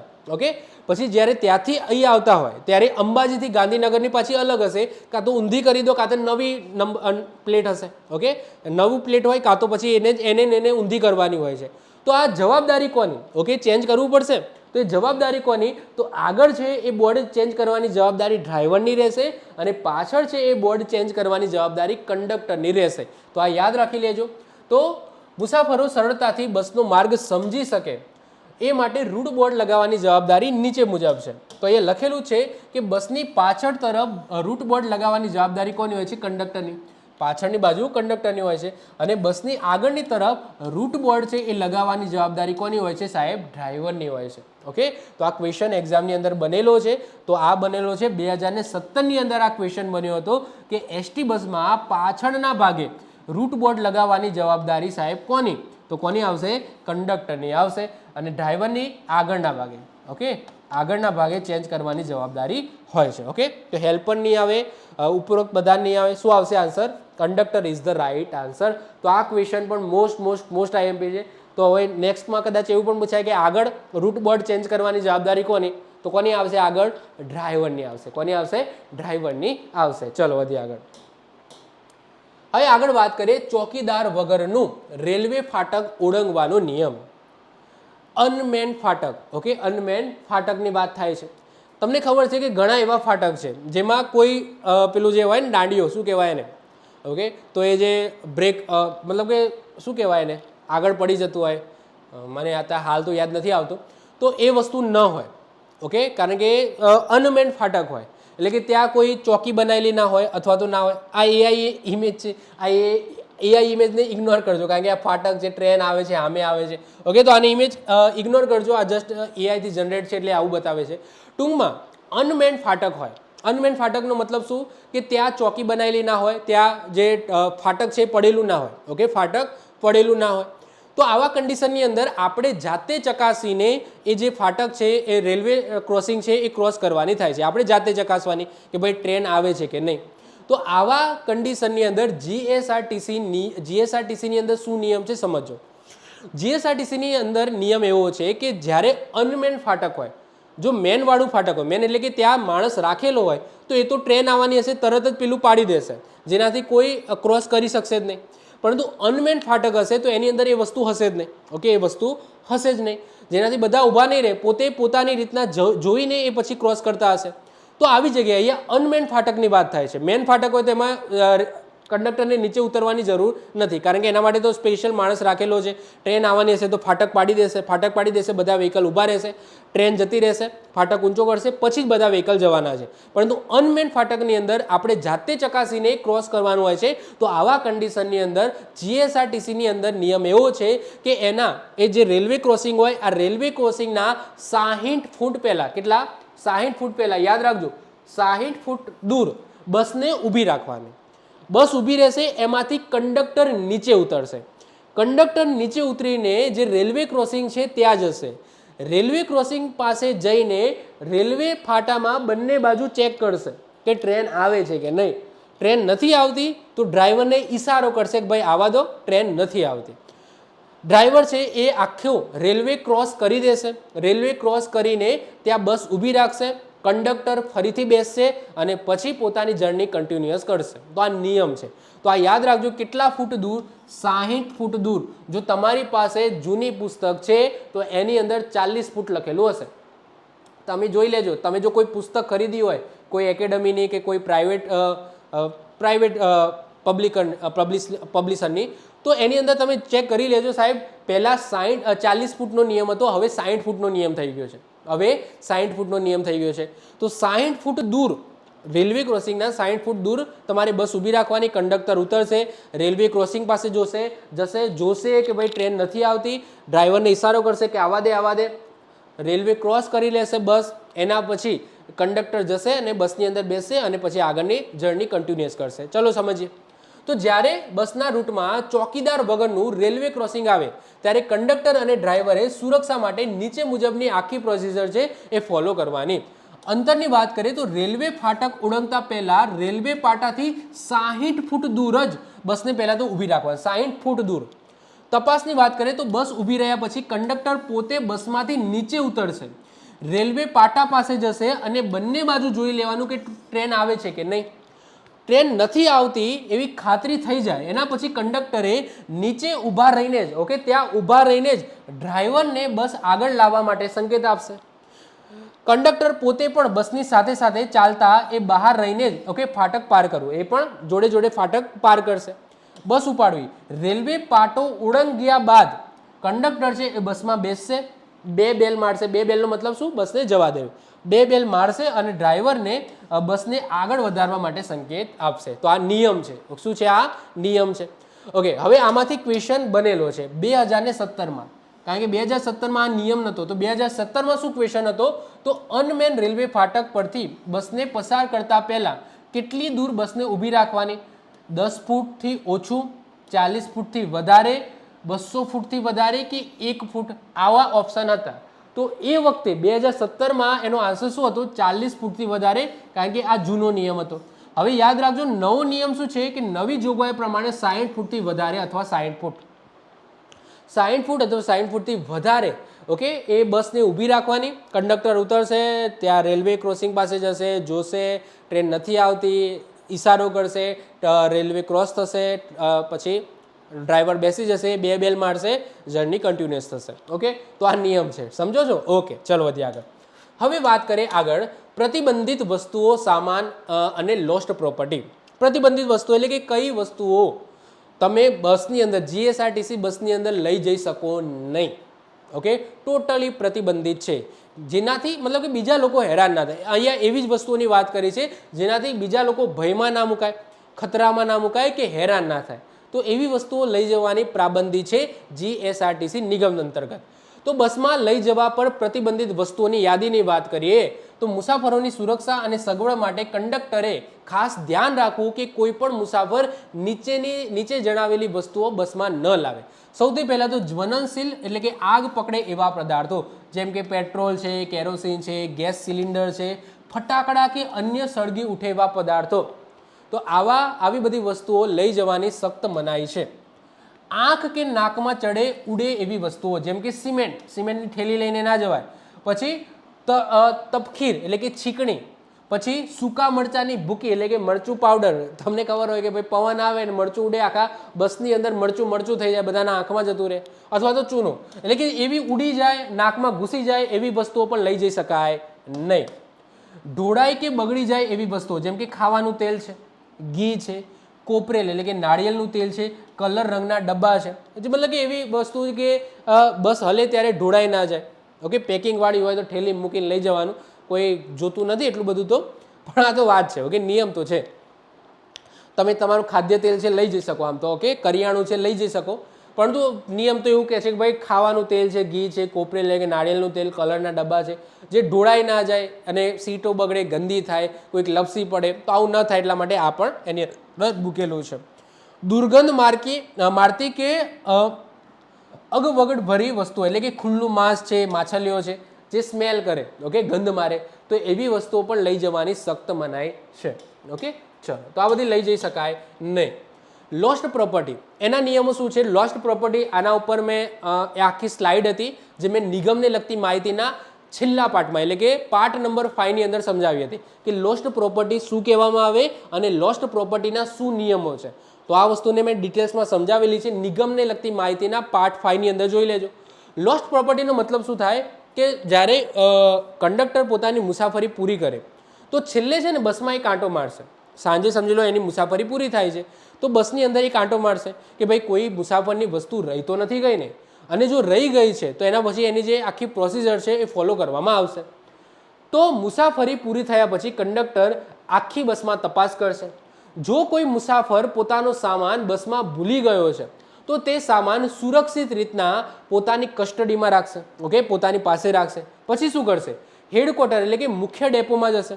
મુખ્ય ડેપો પહોંચીને સ્ટેન્ડ ઇન્ચાર્જ હશે અથવા તો વરિષ્ઠ અધિકારીને એ સામાન આપશે અને એને લોસ્ટ પ્રોપર્ટી કહી દેશે કે ભાઈ આ લોસ્ટ પ્રોપર્ટી છે, કાલ ઉઠીને કોઈ મુસાફર આ વસ્તુ લેવા આવી શકે છે. તો લોસ્ટ પ્રોપર્ટી તરીકે જમા કરાવશે અને સત્તાવાર એક પહોંચ પણ મેળવશે. પહોંચ લેવી જરૂરી છે કે આ કંડક્ટરે આ ટાઈપનો સામાન અહીંયા જમા કરાવ્યો એઝ અ લોસ્ટ પ્રોપર્ટી. તો રસીદ પણ મળશે અને કંડક્ટર એ રસીદ પોતાની પાસે રાખશે. તો આ રીતના જે પ્રોસિજર છે એ ફોલો કરવામાં આવશે લોસ્ટ પ્રોપર્ટીના કિસ્સાની અંદર. ટપાલ અને પાર્સલ સુવિધાની વાત કરીએ તો એસટી નિગમ દ્વારા નક્કી કરાયેલી પાર્સલ એજન્સીના એજન્ટો પાસેથી પાર્સલ કે ટપાલો સ્વીકારવા તેમજ બસમાં સુરક્ષિત રાખવા અને નિયત સ્ટોપ ઉપર યોગ્ય અધિકારીને સુપરત કરવા. તો આ જવાબદારી પણ કોની છે? સાહેબ કંડક્ટરની છે. ઓકે, એસટી નિગમને જે નક્કી કરેલા હોય એજન્ટો ત્યાંથી ટપાલ કે પાર્સલ લઈ લેવા અને યોગ્ય જે જગ્યાએ પાર્સલ આપવાના હોય, જે કચેરીમાં કે જે પણ જગ્યાએ, તો એને સુપરત કરવા. આ જવાબદારી પણ કોની રહેશે? કંડક્ટરની રહેશે. આગળ વાત કરીએ વિશેષ પરિસ્થિતિઓ જેમાં અકસ્માત, ચેપી રોગ અથવા તો સબની વાત થાય. તો અમુક એવી પરિસ્થિતિ હોય, જો આમ તો મનાઈ જ હોય છે, આમ તો સમજી લો કોઈ એવો ચેપી રોગનો રોગી હોય, ચેપી રોગનો રોગી હોય જેનો ચેપ લાગી શકે છે બીજા પેસેન્જરને, તો એવા વ્યક્તિને પહેલાં તો બેસાડવાની મનાઈ જ હોય છે કે એવા વ્યક્તિને બેસાડવું ના જોઈએ. કારણ કે જો બસ છે, બસની અંદર 50 થી 54 મુસાફરો છે એ મુસાફરી કરી રહ્યા હોય અને એક વ્યક્તિ જો એવો દર્દી જે ચેપી રોગ હોય અને એવો જો બેસે તો બીજાને પણ ચેપ લાગી શકે છે. તો એવા દર્દીને બેસાડવાની સખ્ત મનાઈ હોય છે. અને જો બેસાડવામાં આવે છે તો બીજો એક પણ પેસેન્જર કોઈ ખાસ કિસ્સામાં જો બેસાડવામાં આવે છે, કોઈ એવો ખાસ કિસ્સો છે, તો પછી બીજા મુસાફરોને બેસાડવામાં આવતા નથી, માત્ર એને જ બેસાડવામાં આવે છે. એ જ રીતના સબની અંદર છે. સબ એટલે મૃત માણસ, મૃત વ્યક્તિ. ઓકે, તો જે સબ એટલે કે મૃત વ્યક્તિ છે એને પણ લઈ જવાની મનાઈ છે. ઓકે, એ પણ પ્રતિબંધિત જ છે. પરંતુ ખાસ કિસ્સામાં, ઓકે, ખાસ કિસ્સામાં ઇમરજન્સીમાં કોઈ સબને લઈ જવું પડે છે તો આવી કન્ડિશનની અંદર પણ મેં કીધું એમ કે જે નીતિ નિયમો છે ફોલો કરવામાં આવે છે, કોઈ બીજા વ્યક્તિઓ છે પછી બેસાડવામાં આવતા નથી. ઓકે, પણ કીધું એમ પહેલાં તો પ્રતિબંધિત હોય છે, પરંતુ ખાસ કિસ્સામાં યોગ્ય શરતો સાથે આ વસ્તુ છે ફોલો કરવામાં આવે છે. જો લઈ જાય છે તો યોગ્ય શરતો અને ખાસ પ્રોસિજર છે ફોલો કરીને લઈ જવામાં આવે છે. તો ચલો એના શું છે કાયદા કાનૂન એ જોઈ લઈએ. તો વાહન અકસ્માત અને બ્રેકડાઉન સમયે લેવામાં આવતી તાત્કાલિક પગલાં.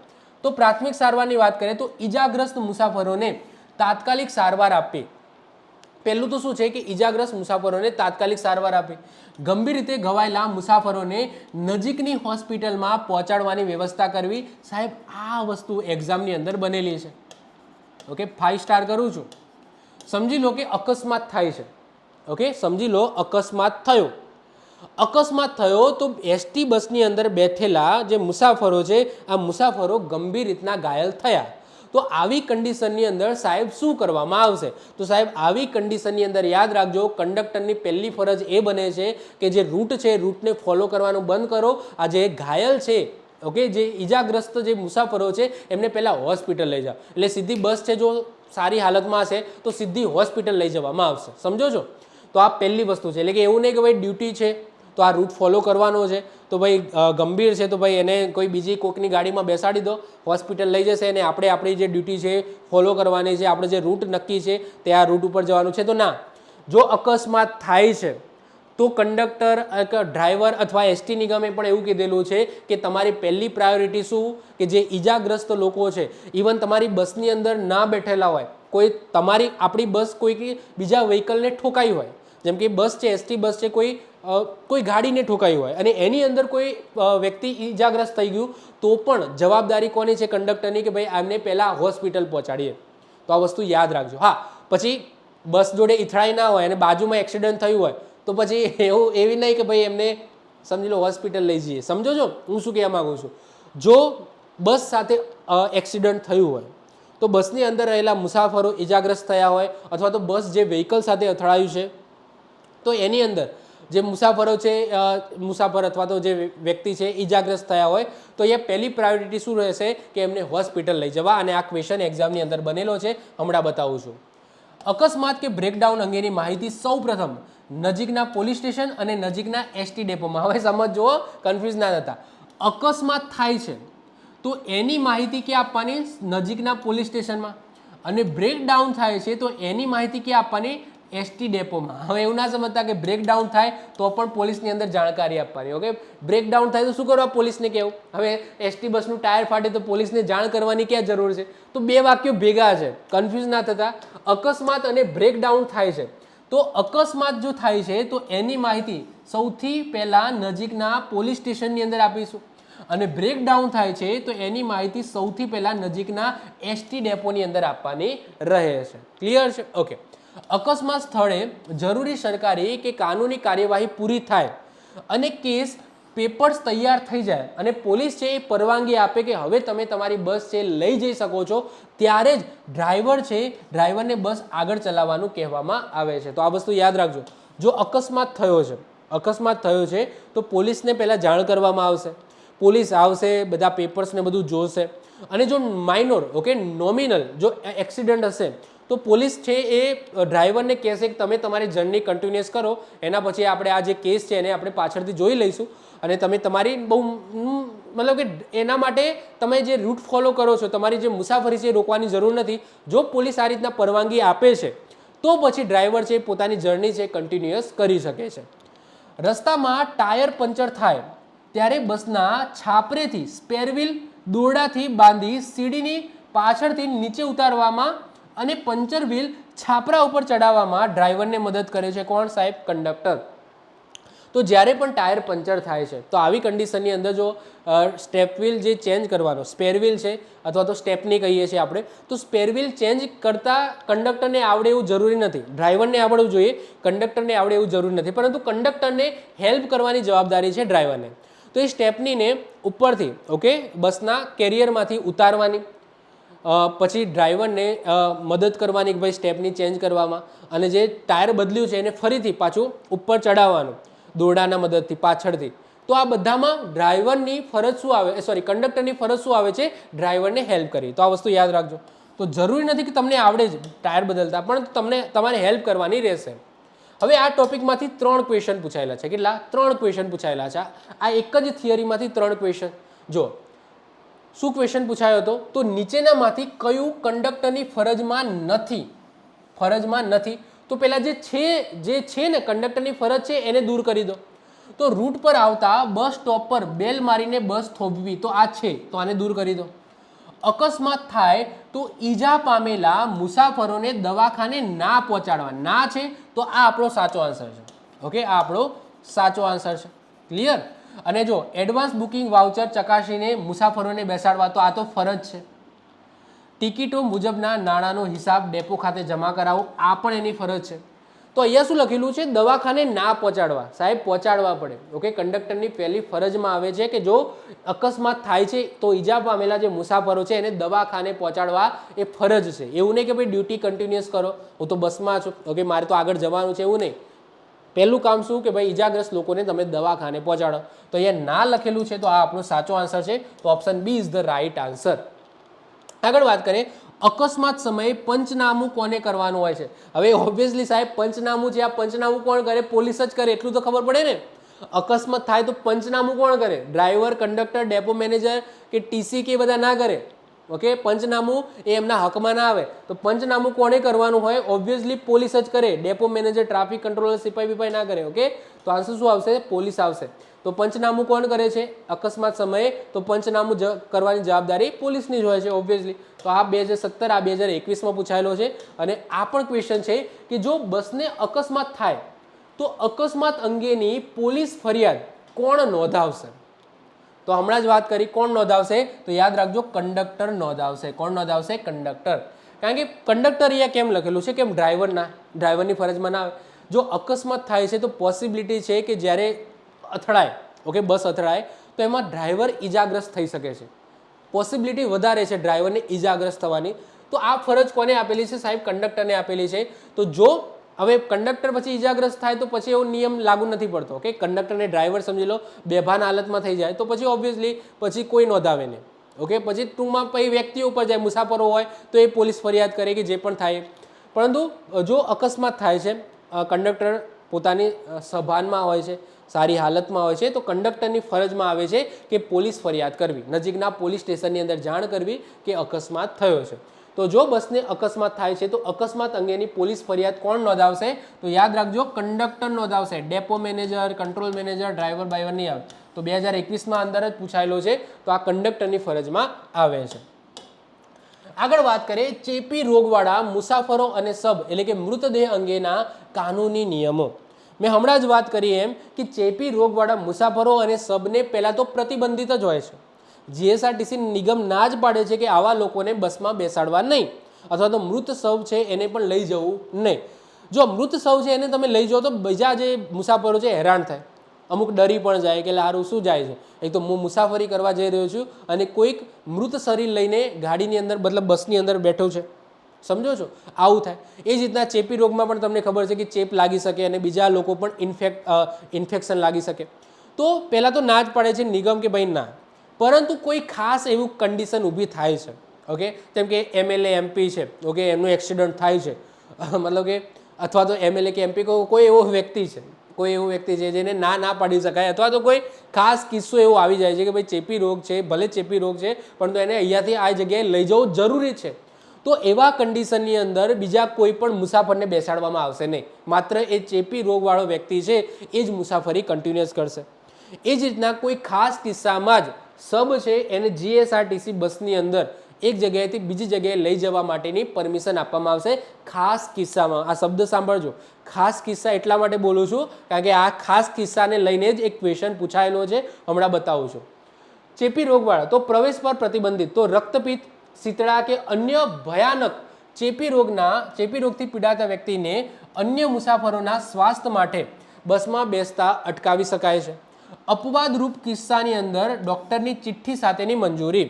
તો જો રજિસ્ટર્ડ મેડિકલ પ્રેક્ટિશનર એટલે કે ડૉક્ટર લેખિતમાં અરજી કે મંજૂરી આપે તો જ ચેપી દર્દી અને તેમની સેવા કરનાર વ્યક્તિને બસમાં બેસાડી શકાય. પરંતુ આવા કિસ્સામાં બસની અંદર બીજા સામાન્ય મુસાફરોને બેસવાની ચોખ્ખી મનાઈ કરી દેવામાં આવે, ના પાડી દેવામાં આવે છે. એ જ રીતના મૃતદેહ શબની વાત કરીએ તો ચેપી રોગના કારણે મૃત્યુ પામેલા વ્યક્તિના શબ એટલે કે મૃતદેહને મનુષ્ય કે પ્રાણીના શબને અથવા તો મનુષ્ય કે પ્રાણીના શબને બસમાં લઈ જવાની મનાઈ છે, બસમાં લઈ જવાની મનાઈ છે. તો મૃત્યુ પામેલા વ્યક્તિના શબ અને મનુષ્ય અને પ્રાણીના શબ નોર્મલ અથવા ચેપી રોગવાળા બંનેને મનાઈ છે. ઓકે, મનાઈ છે, પરંતુ ખાસ કિસ્સામાં લઈ જઈ શકાય છે. જંતુનાશક પ્રક્રિયાની વાત કરીએ, જો અસાધારણ સંજોગોમાં એટલે કે ખાસ કિસ્સામાં જો ચેપી રોગવાળા દર્દી કે શબનું બસમાં વહન થાય છે, લઈ જવું પડે છે કોઈ કારણસર, તો એને ઉતાર્યા પછી કંડક્ટરે રજિસ્ટર્ડ ડૉક્ટરના સૂચન મુજબ આખી બસને જંતુનાશક દવાથી એટલે કે સેનિટાઈઝ કરવી એનું સત્તાવાર પ્રમાણપત્ર મેળવવું જરૂરી છે.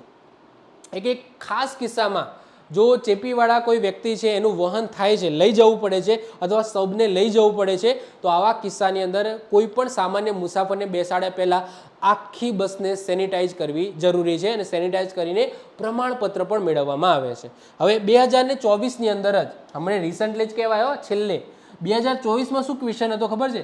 નીચેનામાંથી કોને ખાસ કિસ્સામાં શરતો સાથે બસમાં મુસાફરી કરવાની પરવાનગી મળે છે. ખાસ કિસ્સામાં પાળેલો કૂતરો, શબ, જેલનો કેદી કે આપેલા તમામ. ચલો આનો આન્સર શું આવશે? કયો? ખાસ કિસ્સા લખે છે તો આનો આન્સર શું આવશે ખબર છે? આપેલા તમામ આવશે. કારણ કે પાળેલો કૂતરો એને પણ ખાસ કિસ્સા એટલે કે કન્ડિશન સાથે, ખાસ કિસ્સાનો મતલબ શું થાય? With condition.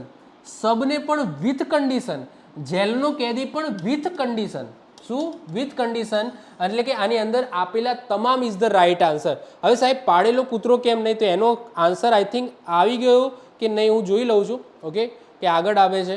તો મારે એક નાનો એવો ટોપિક રહી ગયો, હમણાં આપણે આ જોયું હતું રિફંડવાળું, તો એની અંદર આઈ થિંક આ રહી ગયું. ઓકે, તો મને પેલું કૂતરું જોયું ને, પાળેલું કૂતરું, એટલે યાદ આવી ગયું કે મારું આ તો હું બોલ્યો જ નથી. તો જો પશુ પંખી કે સામાનના ભાડાના શું નિયમો છે, તો આ એક નાની વસ્તુ છે, સમજો. જ્યારે પણ કોઈ પશુ પક્ષીને તમે સીટની અંદર બેસાડો છો, તમે તમારી જોડે પાળતુ પક્ષીઓ, પાળતુ પ્રાણીઓને લઈ જવાની છૂટ છે વિથ કન્ડિશન. શું કન્ડિશન છે? જો મુસાફર પોતાની સાથે લાવેલા કોઈ પશુ કે પંખી માટે અલગ સીટ રોકે છે તો તેની પાસે એક આખી ટિકિટ એટલે કે ફૂલ ટિકિટ જેટલું જ ભાડું વસૂલવામાં આવે છે. આ વસ્તુ યાદ રાખજો.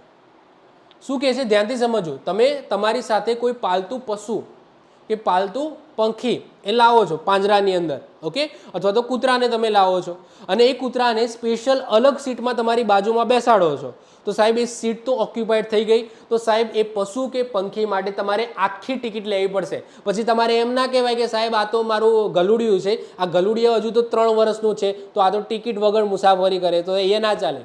પશુ પંખીના કિસ્સાની અંદર વર્ષ છે કાઉન્ટ નહીં કરવાના, ઓકે, કે મારું આ તો સારું ગલુડિયું છે અથવા તો બિલાડીનું બચ્ચું છે, ઓકે, હજુ તો 6 વર્ષનું છે, તો આની અડધી ટિકિટ ફાળો. તો ના ના ના ના, એને આખી સીટ ઓક્યુપાય કરી છે તો એને આખી ટિકિટ જ લેવામાં આવશે. તો જો તમે પશુ પંખી અથવા તો પશુ પંખીને લઈ જાઓ છો અને તમે એને અલગ સીટમાં બેસાડો છો, તમે તમારા ખોળામાં લો તો ઇટ્સ ઓકે, પરંતુ જો તમે અલગ સીટમાં બેસાડો છો અને બેસાડવું છે તો તમારે એની ફરજિયાત આખી ટિકિટ લેવી પડશે, આખી ટિકિટ લેવી પડશે. તો આ વસ્તુ છે, યાદ રાખજો, ઓકે. હમણાં કદાચ બાકી રહી ગયું, ઓકે, હમણાં બાકી રહી ગયું. હાલ પેલું પાલતું જોયું ને એટલે મને તરત યાદ આવી ગયું, એ સારું કંઈક રહી ગયું છે, ઓકે, કંઈક છૂટી ગયું છે. ચલો તો પાછા આવી જાઓ, ઓકે. ક્યાં હતા આપણે? ઓકે, અહીંયા હતા, ઓકે, આપણે અહીંયા હતા. તો નીચેનામાંથી કોણે ખાસ કિસ્સામાં શરતો સાથે બસમાં મુસાફરી કરવાની પરવાનગી છે? તો જેલના કેદીને પણ ખાસ કિસ્સામાં વિથ શરતો. પાલતુ કૂતરાને જો તમારે લઈ જવું હોય તો કન્ડિશન કે શું આખી ટિકિટ તમારે લેવી પડશે એવી કન્ડિશન સાથે. સબની પણ વિથ કન્ડિશન, એટલે કે આની આન્સર શું આવશે? આપેલા તમામ ઇઝ ધ રાઇટ આન્સર. એટલે કે પાળેલો કૂતરો છે, સબ છે, જેલનો કેદી છે, એ બધાને ખાસ કિસ્સામાં, ઓકે, ખાસ કિસ્સામાં વિથ કન્ડિશન શરતો સાથે લખેલું છે. ખાસ કિસ્સામાં શરતો સાથે તમે બસની અંદર મુસાફરી કરવાની પરવાનગી આપી શકો છો, ઓકે. તો રાઇટ આન્સર ઇઝ આપેલા તમામ ઇઝ ધ રાઇટ આન્સર. આગળ વાત કરીએ શિસ્ત, ફરિયાદ પોથી અને કાનૂની દંડની જોગવાઈઓ. જેમાં ફરિયાદ પોથી તો આપણે ઓલરેડી જે પાર્ટ 1 હતો એની અંદર કમ્પ્લીટ કરી દીધી છે. તો હવે વાત કરીએ કંડક્ટરનું વર્તન, આચરણ અને શિસ્ત, ઓકે. નિયમ નંબર 29 જે લખેલો છે એ શું કહે છે સમજો. તો ગુજરાત મોટર વ્હીકલ નિયમો 1989ના પ્રકરણ 3ના કલમ નંબર 29 એ અનુસાર સ્ટેજ કેરેજના કંડક્ટરે ફરજ દરમિયાન નીચે મુજબનું આચરણ અને શિસ્ત છે એ જાળવવાનું રહે છે. કોઈ પણ મુસાફરીમાં બિનજરૂરી વિલંબ એટલે કે મોડું કરવું જોઈએ નહીં.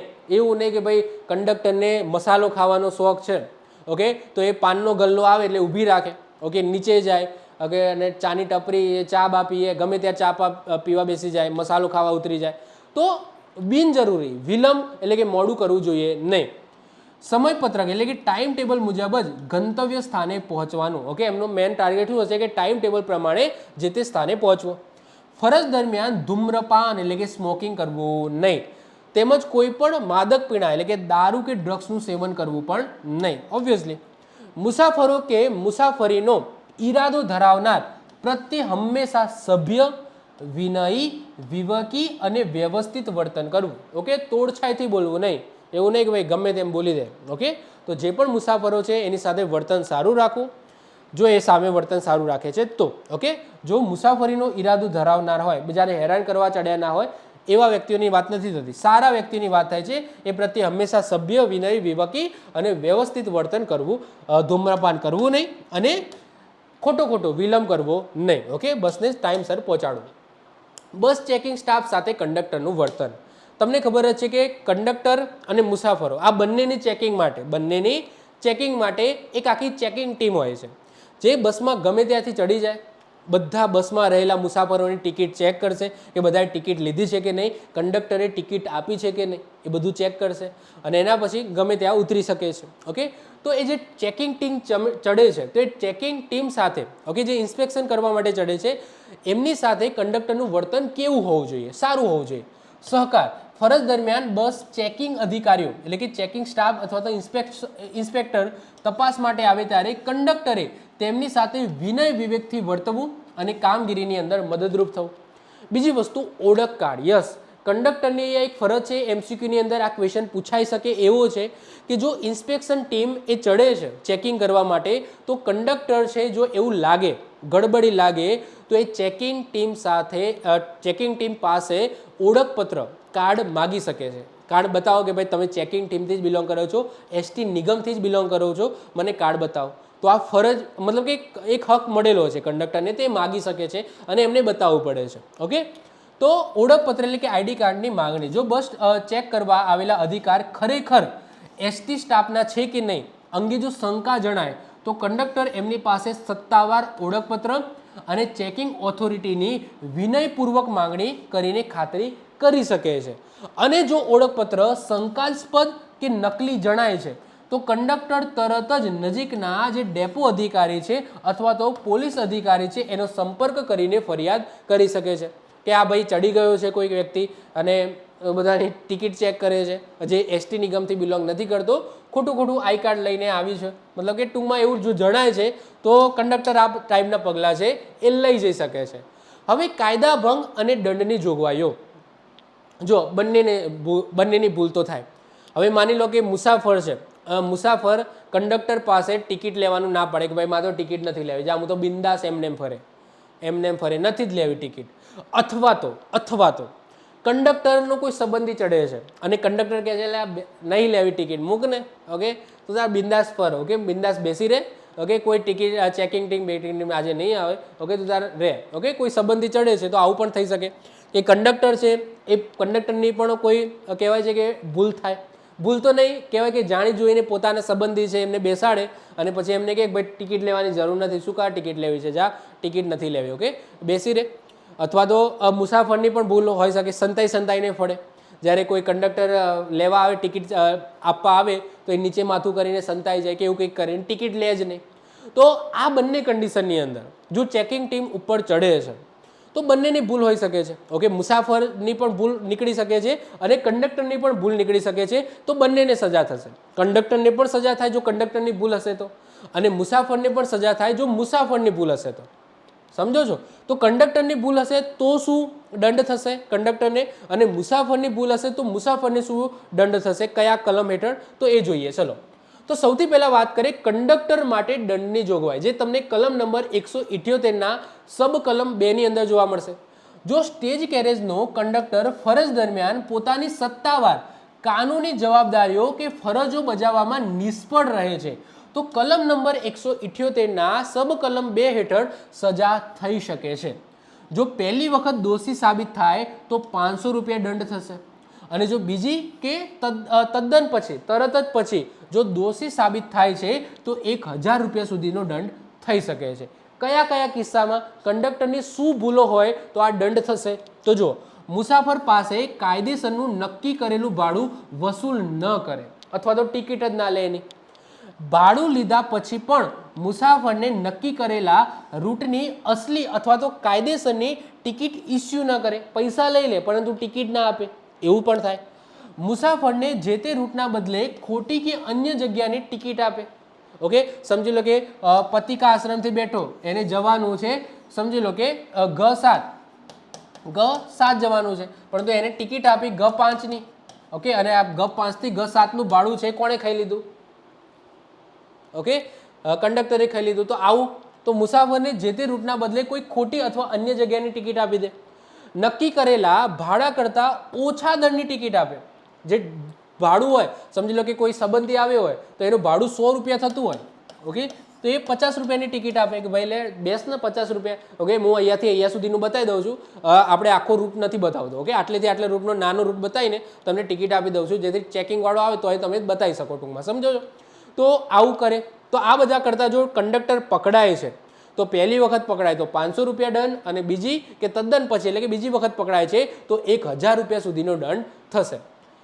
એ જ રીતના હજુ બસમાં બેઠેલા મુસાફરો પાસે માન્ય ટિકિટ કે સત્તાવાર પાસ છે કે નહીં એની ચકાસણી ના કરે. ઓકે, ટિકિટ છે કે નહીં, અથવા તો એના જોડે પાસ છે કે નહીં, અથવા ઓનલાઈન બુકિંગ કરાયું છે કે નહીં, આવું ચેક કરે જ નહીં. ઓકે, તો પણ એ ગુનેગાર છે. બસના રૂટમાં આવતા નક્કી કરેલા સ્ટોપ એટલે કે નિયત સ્ટોપેજ પર મુસાફરોને ચડાવવા કે ઉતારવા માટે બસ રોકે જ નહીં. ઓકે, બસ રોકે જ નહીં. તો આવું પણ થાય. ઓકે, કોઈ મતલબ કે કોઈ વ્યક્તિ ચડી ગયું હોય, એને ખબર છે કે ગઈ G5 સમજી લો ઉતરવાનું છે, તો એ કંડક્ટરે બેલ માર્યો જ નહીં, એટલે ડ્રાઈવરે ત્યાં ઊભી જ ના રાખી અને આગળ જતી રહી બસ. પરંતુ એ મુસાફરને ત્યાં ઉતરવાનું હતું, તો આવું કંઈક કરે છે, તો આવું કરતા પકડાય છે કંડક્ટર. તો આ બધા કિસ્સાની અંદર પહેલી વાર પકડાય તો 500 રૂપિયા, બીજી વાર પકડાય તો 1000 રૂપિયા સુધીનો દંડ થશે. એ જ રીતના મુસાફર ગુનો કરે તો એને પણ દંડની સજા થાય, માત્ર કંડક્ટરને થોડી થાય. તો જો ભૂલ મુસાફરની હોય તો મુસાફરી કરતા મુસાફરો જો કાયદાનો ભંગ કરે છે તો કલમ નંબર 178 1 અંતર્ગત દંડની જોગવાઈ છે. શું દંડની જોગવાઈ છે? તો આ આગળ વસ્તુ આપણે પહેલાં જોઈ ગયા છે કે જો કોઈ વ્યક્તિ ટિકિટ વગરનો પકડાય છે, ઓકે, કોઈ વ્યક્તિ ટિકિટ વગરનો પકડાય છે, કોઈ મુસાફર ચડી ગયો અને સમજી લો સીટ નીચે સંતાઈ ગયો, તો કંડક્ટરને દેખાયો નહીં અને ટિકિટ લીધી નહીં અને ચેકિંગ આવ્યું, એને પકડ્યો. ઓકે, મુસાફરને પકડ્યો. તો જેટલા દરની ટિકિટ થાય છે, જે દરની ટિકિટ થાય છે એનાથી 10 ગણા અથવા તો 500 રૂપિયા, આ બંનેમાંથી જે ઓછું હોય એટલો દંડ ફટકારવામાં આવે છે. ટિકિટ પ્લસ દંડ સમજાવો. જો તો દંડની રકમ કેટલી? ભાડાના 10 ગણા અથવા તો 500 રૂપિયા, જે ઓછું હોય તે. એટલે કે માની લો કે 100 રૂપિયા ટિકિટ છે, 10 રૂપિયા ટિકિટ છે. ઓકે, ટિકિટની રકમ કેટલી છે? 10 રૂપિયા છે. આ 10 રૂપિયાની ટિકિટ એ મુસાફરે લીધી નહીં, ચેકિંગ આવ્યું, એને પકડ્યો, ખબર પડી કે આને ટિકિટ લીધી નથી, તો એના 10 ગણા કરો. તો એના તમે 10 ગણા કરો તો કેટલા રૂપિયા થાય? 100 રૂપિયા થાય. તો 100 રૂપિયા એટલે કે એ ટિકિટના 10 ગણા અને 500, આ બંનેમાંથી ઓછું કયું છે? આ બંનેમાંથી ઓછું 100 રૂપિયા છે, તો 100 રૂપિયા દંડ થશે પ્લસ 10 રૂપિયાની એની ટિકિટ. એટલે કે ટૂંકમાં 110 રૂપિયા વસૂલવામાં આવશે. કેટલા? 110 રૂપિયા. 10 રૂપિયાની ટિકિટ પછી લેવાની પહેલાં એના જોડેથી. ઓકે, ઓરિજિનલ જે ટિકિટના પૈસા પછી મુસાફર કંડક્ટરને આપીને ટિકિટ ફાડશે 10 રૂપિયાની, એ પછી આપશે ઓરિજિનલ ટિકિટ. 100 રૂપિયા બીજો ઉપર દંડ એને આપવો પડશે. ઓકે, એટલે 500 રૂપિયા અને એ ટિકિટના 10 ગણા કરવાના, એમાંથી જે ઓછી રકમ હોય ને એટલા દંડ સ્વરૂપે એના જોડેથી વસૂલવામાં આવશે, પ્લસ ટિકિટ તો ખરી. મુસાફર બસમાં વગર ટિકિટે કે માન્ય પાસ વગર મુસાફરી કરતો પકડાય તો આ રીતના દંડ ફટકારવામાં આવે. પછી મુસાફર પાસે ટિકિટ કે પાસ હોય છતાં કંડક્ટર કે ચેકિંગ અધિકારી માગે તો બતાવવાની ના પાડે અથવા તો ન બતાવે તો પણ સાહેબ દંડ થશે. મુસાફર ચડવા કે ઉતરવાના દરવાજા ઉપર ગેટ પાસે જોખમી રીતના ઊભો રહે તો પણ દંડ થશે. બસની અંદર ધૂમ્રપાન કરે અથવા તો કંડક્ટર, ડ્રાઈવર કે અન્ય મુસાફરો સાથે ગેરવર્તન અથવા તો હંગામો કરે તો પણ એને દંડ થશે અને સજા થશે, દંડ અથવા તો સજા થઈ શકે છે. તો આ બધા કિસ્સાની અંદર મુસાફરો છે, આ મુસાફરોને પણ દંડ અથવા સજા થઈ શકે છે. ક્લિયર છે? ચલો, તો આ સાથે તમારો નાનો એવો સરસ મજાનો ટોપિક હતો કંડક્ટર અને એની ફરજો, જે આપણે બે પાર્ટની અંદર કમ્પ્લીટ કરી દીધો. આઈ હોપ સો તમને આ લેક્ચર ગમતા હશે. અહીંયા હું જે ભણાવું છું એ ગમતું હશે, સમજ પડતી હશે અને હું એ રીતના સમજાવું છું સ્ટેપ બાય સ્ટેપ કે બધી વસ્તુ સીધી તમારા માઇન્ડની અંદર ઉતરી જાય. ઓકે, તો આવા જ વિડીયો જોવા માટે આપણી યુટ્યુબ ચેનલને સબસ્ક્રાઈબ કરો. વિડીયો ગમ્યો હોય તો વિડીયોને લાઇક કરી દો, મિત્રો સાથે શેર કરી દો. મળીશું નવા વિડીયોની અંદર નવા ટોપિક સાથે. ત્યાં સુધી જય હિન્દ, જય ભારત.